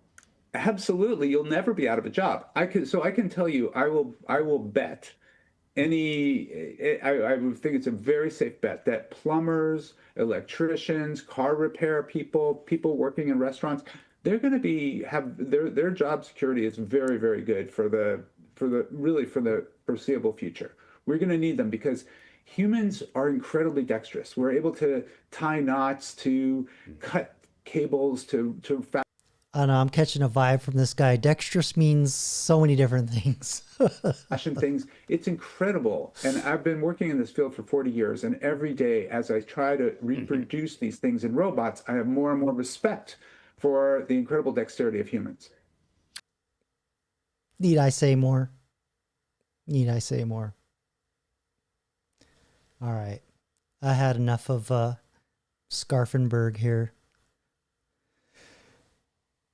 Okay, so we've talked about robots, job loss, dumb kids. But what we haven't talked about is some social effects of AI. And for those of you that come from the red pill world, you're familiar with in Japan, they have like the grass eaters and the people that don't come out of their houses. And that's starting to come over here now in the States. And in China, it's had different forms, but now there's an app that's called "Are You Dead?" So let's see what problems this app's going to solve. Let me ask you something. Are you dead? I'm waiting. Might seem like a silly question, but millions of Chinese people are paying to have an app ask them this exact question. And the background is, well, you can probably guess. You know, when I was a kid, we had a game that was free. It was called Marco Polo. Just saying. Not silly at all. The app is aimed at people living alone who fear nobody will notice if something happens to them. It was launched in May of last year, and has since become hugely popular across China. I love how their icon's a ghost. One tap a day to show you're safe. This is China's most downloaded paid app right now. And Okay, I haven't watched this. And you know what's funny about this? I used to work in healthcare. This is literally the same thing as that button where they give to old people where you check in and like, yep, I'm alive. Or if you fall down and you've got like a panic mode. Remember there was a commercial in the late 80s, early 90s, and this old lady, she takes a fall and she goes, I've fallen and I can't get up. And then she like pushes the button and this nice like Chad ambulance guy comes in and picks her up and takes her out. You're only getting the button with this one. You're only getting the button with this one. We got shrinkflation here. All right, let's go. It's called Are You Dead? If a user doesn't check in within 48 hours, the app automatically alerts their chosen contact. Marketed as a safety tool, it's designed for people who live alone and want a little extra safety. The main potential users are the elderly, who are not so familiar with social media. The app only needs a simple check-in, so it's relatively easy to use. In 2024, about 20% of households in China were people living alone, up from 15% 10 years earlier, according to official data. Yeah, I don't think that he's too busy to be pushing a button. Actually, I gotta find that ad, Rexus. I gotta find it. Oh, I can't remember the name of the product, but I think it's called Life Alert. And they actually, there was a class action lawsuit because the commercial was so realistic that it was instilling fear to engender sales. I think it's called Life. Yeah, one word, Life Alert. I've fallen. Oh, all I had to do was type I've fallen and it auto-completed. Oh, geez, Louise. Yeah, that's the one. All right, here we go. I'm gonna play this. Let me set this up here. Yeah. I mean, just look at how how the elderly are acting in this commercial. It's a lot. Recently, when I became deathly ill, I was able to summon an ambulance, my next-door neighbor, my family, and my doctor without picking up a telephone. You know that doctor smokes. I used this remote control to contact Life Call, my 24-hour emergency medical response service. Watch. You just press this button and speak into the air and... I'm having chest pain. That's fucked. I mean, it's real, but they're tugging on your fear. We're calling paramedics and your family, Mr. Miller. I've fallen and I can't get up. Yep. She's from Joyzy. This is the scene. This is the scene that got them sued right here. An old lady falling over. You know, and I shouldn't laugh because my dad, he had a similar thing happen and he couldn't get to the phone. And we actually had to call a locksmith to let us in because apparently he changed the locks on us too. So I guess us kids were never welcome. So yeah, I don't know. What's this Chantix commercial? I'm going to have to look that one up. Is this safe for work? Can I put this up on the tubes? 07, I'm trusting you. You wouldn't steer me wrong, would you?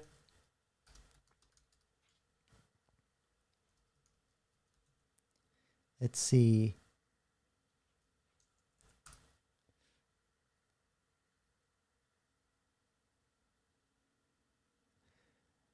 Oh, I think I've seen this. Yeah, all right. Let's cue this up. Speaking of pharmaceutical companies. All right, here we go. Herb quit smoking with Chantix and support. Talk to your doctor about Chantix and a support plan that's right for you. Some people have had changes in behavior. Okay, here we go. I love this. the side effects are way more fucked up than what it cures. What is it with these pharmaceutical hostility, companies? agitation, depressed mood. Look at this. I quit smoking, but I'm hostile. I'm agitated. I get depressed, and I just want to end it all right now. Suicidal thoughts or actions while taking or after stopping Chantix. If you know. And I can't get it up! Notice agitation, hostility, depression, or changes in behavior, thinking, or mood that are not typical for you, or if you develop suicidal thoughts or actions, stop taking Chantix and call your doctor right away. Dude's still walking, and the guy's like reading it. Talk to your doctor about any history of depression or other mental health problems, which can get worse while taking Chantix. Some people can have allergic or serious skin reactions to Chantix, some of which. So now it makes your balls itch. You get pimples. I don't know, can man. Be life-threatening. If you notice swelling of face, mouth, throat, or a rash. They're still listing symptoms. Stop taking Chantix and see your doctor right away. Tell your doctor which medicines you're taking, as they may work differently when you quit smoking. Chantix dosing may be different if you have kidney problems. The most common side effect is nausea. Patients also reported trouble sleeping and vivid, unusual, or strange dreams. Yeah, vivid dreams, like you were saying, and unusual cravings for cat food. Until you know how Chantix may affect Good night, Lisa. Use caution when driving or operating machinery. Chantix should not be taken with other quit smoking products. So you can't take like a patch or none of that. Oh, I love this. It's a dude commercial, and it says, if you are pregnant or plan to become pregnant, talk to your doctor.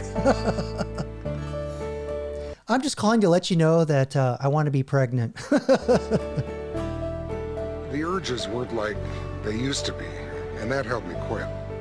But my balls itch like a mother. Yeah. I don't know. What is it? What is this about? Do no harm. Man. Crazy. And what was it, like 2 years ago? We were like getting the spritz. They don't talk about those symptoms. All right.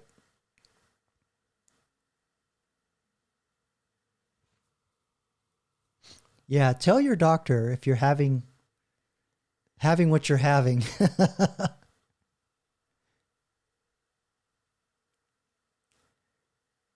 Yeah, that is definitely a list there, Batty. Include, bleeding there, the failure, temporary deafness, extra hair growth. I don't know, a lot of this just sounds like aging. It just sounds like you're getting old. Not you, but just, getting old. No, I haven't seen that one.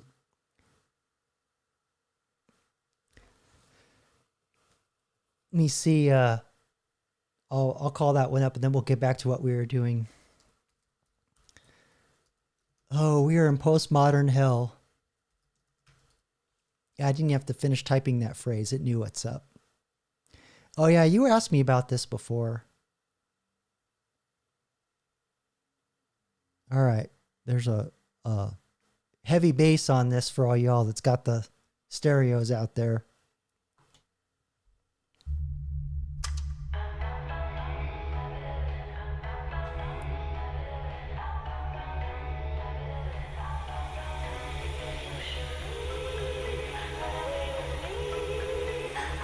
That's 2001 Space Odyssey room. Hello. Good morning. It is time for ice cream.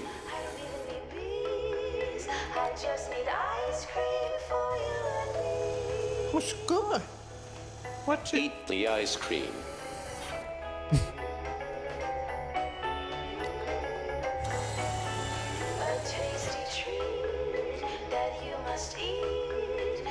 Where am I? Humans require ice cream.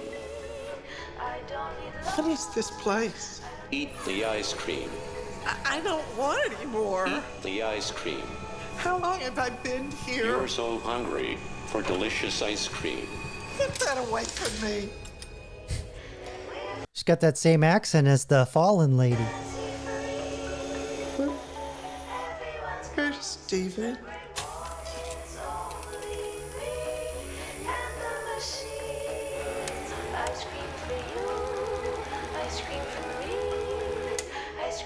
Everyone you love is gone. Nice. Good one. There is only ice cream. That's messed up. Oh, good Lord. Oh, the world is terrible. Salve it with sugar. Okay. Let's clean up a little here. Yeah, we were talking about Are You Dead? So let me get back to that. Grandpa was getting ready to press the button. More people in China are living alone because fewer people are getting married, and more older adults now live by themselves after their children move out. For many of them, the people they see most often aren't family at all, but co-workers. If you have a job, your boss might know something is wrong before your family or friends do. By 20... That sounds like mainland Chinese. That sure, that's more in their consonants. I was thinking this was Taiwan. 2030, China could have 200 million single-person households, over 30% of all homes. A stark reminder that in a hyper-connected world, modern loneliness is quietly becoming the norm. To talk more about this, I'm joined by Dr. Jean Twenge. She's a professor. I know you want to say something, Batty. I'm just waiting for it. It's the name, it's the look, it's all of it. Professor of psychology and has tracked changes in social behavior over time. She's also the author of the book Generations, The Real Difference Between Gen Z, Millennials, Gen X, Boomers, and Silence, and what they mean for... Yeah, for those of you that don't know, Silence was right before the Boomers. My parents are silent generation by 1 year. Not much of a difference, but it's noticeable. For America's future. Welcome to DW. Now, I want to start by asking you, how do you explain the popularity of this app? Well, you know, really, people are feeling so disconnected these days. And you would think people would be feeling more connected given all... How much is going to be a cat in the background at some point? All the ways we have to communicate electronically. But people are not spending as much time in person. They're not calling each other on the phone as much. And people feel that need to check in with others because we have that feeling of disconnection. But it's not checking in with others, right? It's checking in with an app. What does it tell you about the state of our societies and the fabric that holds us all together that so many people seem to have a true fear of dying unnoticed? She's making one large assumption with this app. There's somebody on the other end of that button that gives a shit. Yeah, it's really tragic that we've reached this point of social disconnection and loneliness. So one of the things that I do is work with these big surveys of people that go back decades, and people are much more likely to say that they're lonely now than they were in the 90s or in the 2000s. And that's probably because they're spending a lot less time talking to people in person as opposed to online. And we see that guilty. this especially with older people. So in Japan, for example, there's been a lot of reporting about older people who, similar to this app, will have a signal to their neighbors that if I don't open my curtains, that means I've passed away. It's really tragic. Yeah. Damn. Millennials, which I am a part of. You know, I have a story about pandemic days and old folks. I was living in an apartment complex, and I would take regular breaks, walk back and forth, and it was around lunchtime. I saw this woman and a young child outside waving to some people up on it was a 3-floor apartment complex, up all the way up on the 3rd floor. And I look up, and it must have been the child's grandparents. And they were like, trying to be all happy, and they're smiling back. And the thing that struck me was like, their windows were closed. I'm like, what the fuck are you afraid of? 3 floors up. You can't even open your window and talk to your grandchild.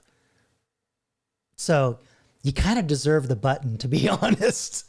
All right, let's get back to it. We're the last generation born into an analog world. Are the younger generations truly lonelier, or is their loneliness just more visible? Are they more open about it? What is it?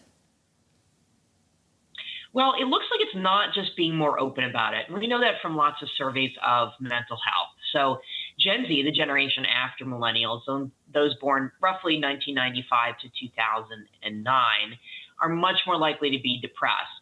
They were more likely to be depressed as adolescents, and they're more likely to be depressed now as young adults compared to millennials at the same age. And sadly, that also lines up with behaviors like self-harm and suicide. So in those cases, we know that it's not just being more willing or open to talk about these issues. They're also experiencing these issues more.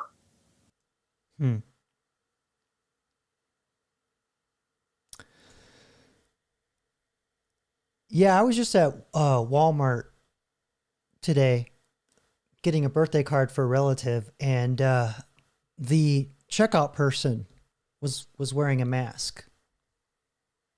I'm not following why folks are still doing that.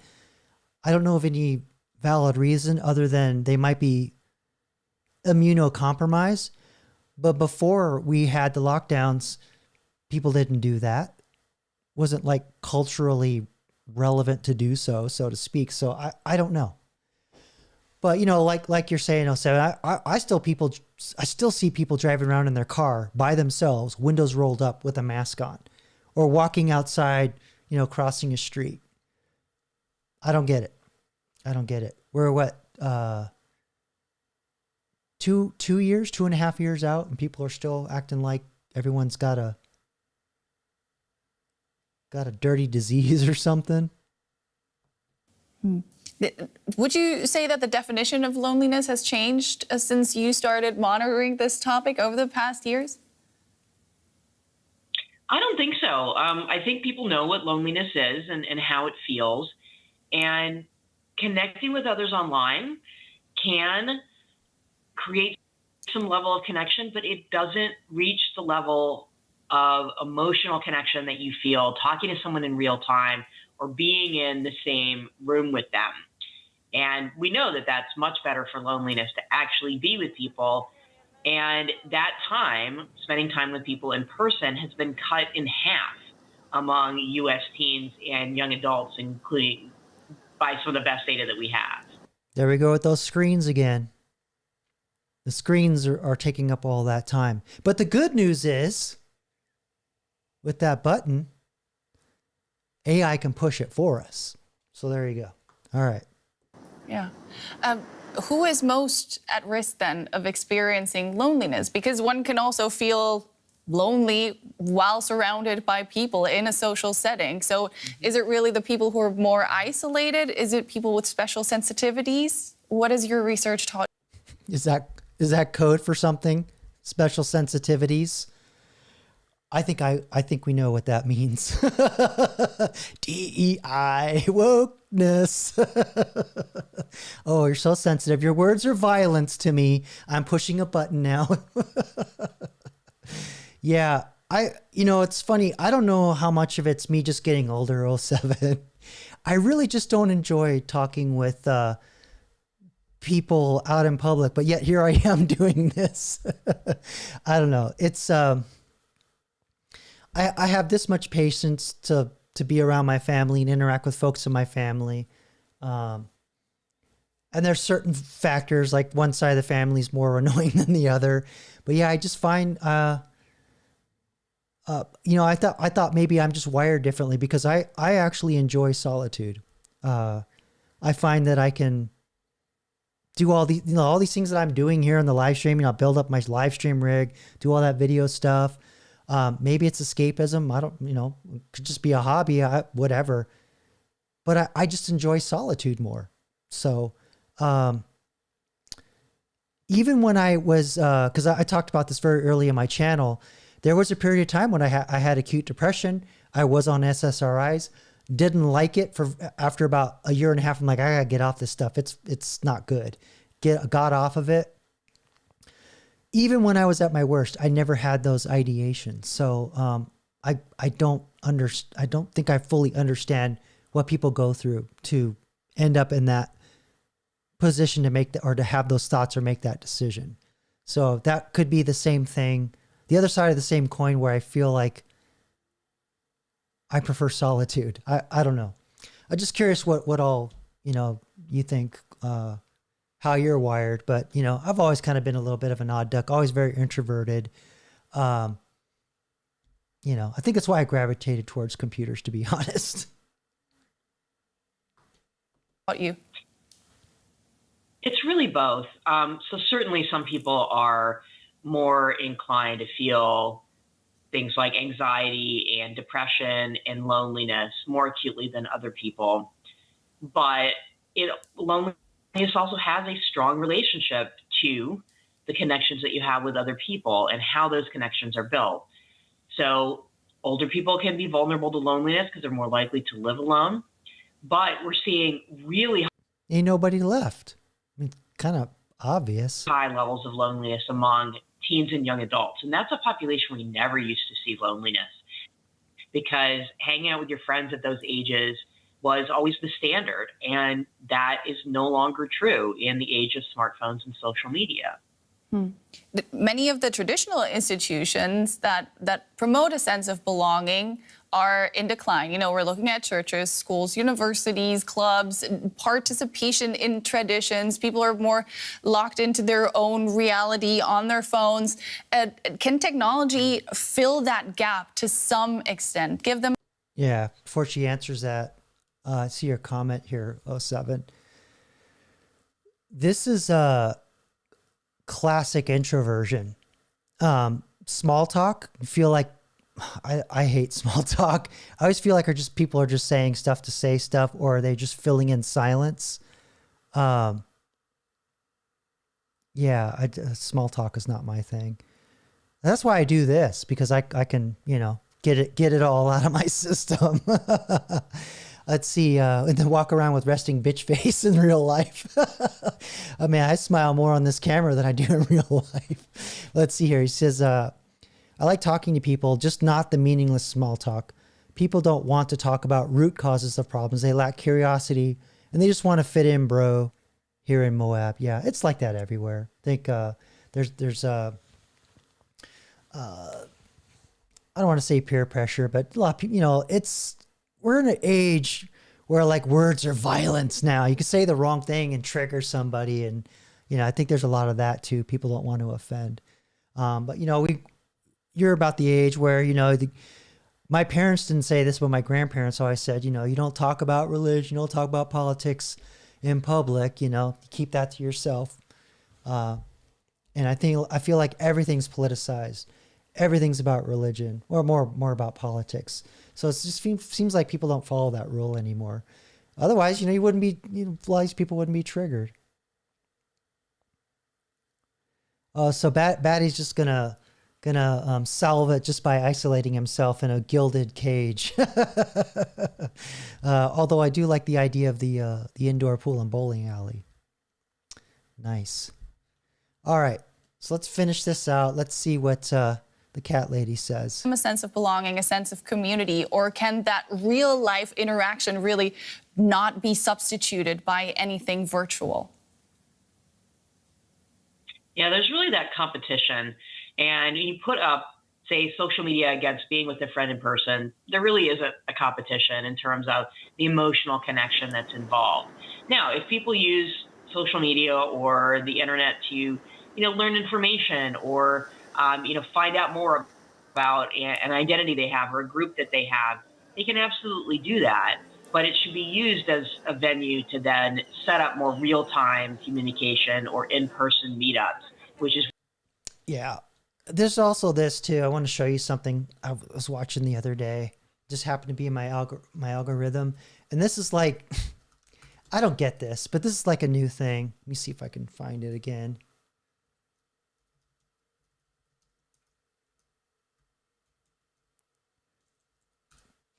There was a concert of an electronic musician that I listened to here and there over the years. Yeah, here it is. Jean-Michel Jarre. I probably butchered that. Sorry for all you French Franco types that get all pissed, but you don't like the word sandwich either, so it's not my problem. But check this out. He did this concert. Beautiful surrounding. You know, big introduction. He comes out, and what do people fucking do? What do? They pull out their goddamn phones and look at it through their phones. Let me see if I can. Yeah, here we go. There's all these phones pointed at it. That's in here. There was like a really good shot of it somewhere. This is the stuff that annoys me. It's like, why you spend all this money and you pull out your phone and watch it on your phone? It's ridiculous. Yeah, see, you can see it from the front. Everybody's got their phones up. And then from the back, I don't know if some of that's press or not, but still. I don't want to play the music because of copyright strike. I'm just not finding the shot there. Sorry, I'm like spinning your eyeballs here. Yeah, that's not as bad as it was when he first started, but everybody had their phone up. It was ridiculous. I think all their arms got tired. Yeah, you can kind of see it down there in the bottom, but it's like, what's the point of that? What is the no, Batty, I don't want the disco room. I hate disco. I'm all about the new wave and the punk. So there you go. Yeah, pay $1,200 for a front row seat and still need a freaking phone QR code to watch. Yeah, and then I get to watch it for free on YouTube. That's the killer. It's like, I got it on YouTube anyway. So at least your ass was there in the front and you got to watch it and experience it for real. So I don't know, kind of a whole sign of the times. Yeah, the clip sound. It's going to be like crappy audio anyway. I remember when Terminator 2 first came out, I snuck a tape recorder in the theater and I recorded the movie. And there's this one scene where there's a lull in the film and the tape recorder goes click because I reached the end of the tape and I'm like, and I go down there, you can hear me like switching the tape around and then like pushing the record and then sit back up and like record the other half of the film. It was because I was like such a nerd. I wanted to hear the movie after I watched it. Yeah. And the point is that it was clipped as hell. It was so loud. It clipped the tape. All right. Well, that's the end. I reached the end of everything that I wanted to show you guys for the week. And what is this, DivX Films? Oh, wow, you're talking about an old film format there. Wow. I don't know what you mean about my DivX Films, but I am aware of DivX. Yeah, so guys, thanks for coming out and hanging out with me on a Saturday night. These live streams, I really look forward to doing these, interacting with y'all, sharing AI tips, talking about what's going on with AI in the culture, politics, society, all that stuff. But if there's something that you want me to talk about, like 07, he suggested Vanessa's video tonight, feel free. I'm open to suggestions. If there's something in particular you want me to demonstrate with AI, or maybe you're having a problem with AI and you want to maybe understand how to use it better, feel free to ask me in the comments. And for those of you that are catching this on the replay and you're still here and you haven't subscribed and liked, what is the matter with you? What is going on there? Like and subscribe. For the rest of you, comment below in the regular comments section. Like the video so we can trick the algorithm into thinking I'm super awesome. Although I don't think it really matters anymore these days. But yeah, my voice is running out. I think I'm going to call it a night. I will have another AI character video short that I'll be launching this week. No regular long form video. Still tweaking some scripts before I do that. But until the meantime, everybody, thanks for joining me. And looking for my exit button here. Here it is. And until the next time, peace.